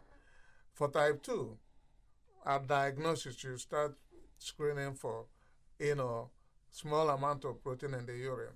So that protein in the urine may indicate a generalized problem in your body, what you call endothelial dysfunction. So if you ask the physician, the doctor may look at it, your EGFR is normal, but that doesn't mean that your kidneys are healthy. If there is persistent protein, that is where you need to worry. And these days, we do not need to do 24-hour urine collection to know your amount of protein. We can do what we call spot urine, urine albumin creatinine ratio, and that will give us an idea of how much protein you're spilling. So depending on the amount of that you may begin to worry. And like I said earlier, we have tools now we can use to address those things once they are picked up early. And that is, that is the crux of the screening for CKD. That is the main, Achilles heel of trying to pick up early and address it so that you can, because chronic kidney disease, two risk factors. Risk factor for cardiovascular disease and risk factor for kidney failure. So if you can address it, you reduce the risk of developing cardiovascular disease, and that by this I mean stroke and heart attack. And then you reduce the risk of developing kidney failure. And kidney failure is a multiplier. It comes with a lot of baggage when that happens. Like Aneka was saying, it's challenging. You're having to come to dialysis, sit at one place, for 3-4 hours, having to be needled, 3 times, So it's a lot of this thing that, and a lot of people, don't take it serious until you tell them that it's time to go on dialysis. At that time, they don't want to hear that. Nobody wants to hear that, you have to go on dialysis. A lot of people will try and procrastinate and try. I've seen somebody come in to say, I'll sign, and if I need dialysis, I will sign that I will relieve HSA of any responsibility. But when it got very sick, changed the mind and start dialysis. And one of the things that happened, we're not able to prepare them for the dialysis. What I mean by that before you come to dialysis, if you have been seeing a nephrologist, it is better to start off with what we call fistula or a graft rather than we having to put in a catheter to dialyze you. Yeah. All right? So because of the fact that they're resistant initially, most of them start off with catheter, which is very poor. CMA recommends 75% of patients starting dialysis to start off with fistula. Well, here we're growing 20% or so. Yeah, wow. All right? Which is poor. But just because people don't want to hear, and you can understand if you're in their shoes, you will understand. I understand that, Yeah. So that is why it is important for the public to be aware that chronic kidney disease is a silent operator, smooth operator, and needs to be looked for. And if found early, there are certain things to reduce, the medication that we have now. It being said that it can reduce, delay the onset of kidney failure by up to 15 years. Mm-hmm. And if you have 15 years of dialysis-free life, that is a lot of life. Mm-hmm. If anybody has been on dialysis for one day, that person will appreciate what 15 years, not being on dialysis means. Hey, thanks very much. Ms. Rankin, if you wish to have, the final thoughts, we're honored to hear from you. I just want to say, be very informed of your health and don't take it for granted. The more you know, the better. And you can be able to manage your health properly going forward. Mm-hmm. And yeah. Well, certainly thank you for, not just the courageousness, but the consciousness and your genuine intent to share with us. As well, to you and the team over at the dialysis unit. You guys do an amazing job. Yes, our team is very good. We have a good amount of people that we take care of all these patients, and I believe this is a good thing. Our dialysis unit starts with 7 nurses, and right now we are a total of 21 staff. So with this, we increase the number of persons that are taking care of these patients, and we center to enhance their satisfaction, because this is a life-sustaining treatment. Mm-hmm. It's something that, persons have to become in every other day. We become like a family per se. We feel like if something happens to them, we feel it. Yeah. Yes. So it is important for the persons to be aware. It is important the person receive the information, ask the question. How she said, don't take it for granted. Yeah. We encourage everyone. In the public screening, we will be checking the weight of the person. That is very important. When you are overweight, this is a risk factor for high blood pressure. Eating not good things, then dietitian will be there to direct those persons, Right. So this Thursday in Atrium at the Health Services Authority. Yes. All right. Thank you all. And of course, the invitation is always, as we continue this partnership with HSA, to invest in our health and well-being. And I'm very, very grateful that here in Cayman, we have much that we probably don't realize how valuable or invaluable it is. And maybe, as Dr. Nelson shared, don't take our health for granted. Don't ignore the importance of dialysis. Don't wait till the last minute. Right, Dr. Nelson? Yeah, thank you. All right. And to listeners, please join me, Stuart, tomorrow morning for the record. And come back for Talk Today right after the midday news. Got a couple of things in store for our listeners. So let's see how that goes. Have a wonderful afternoon.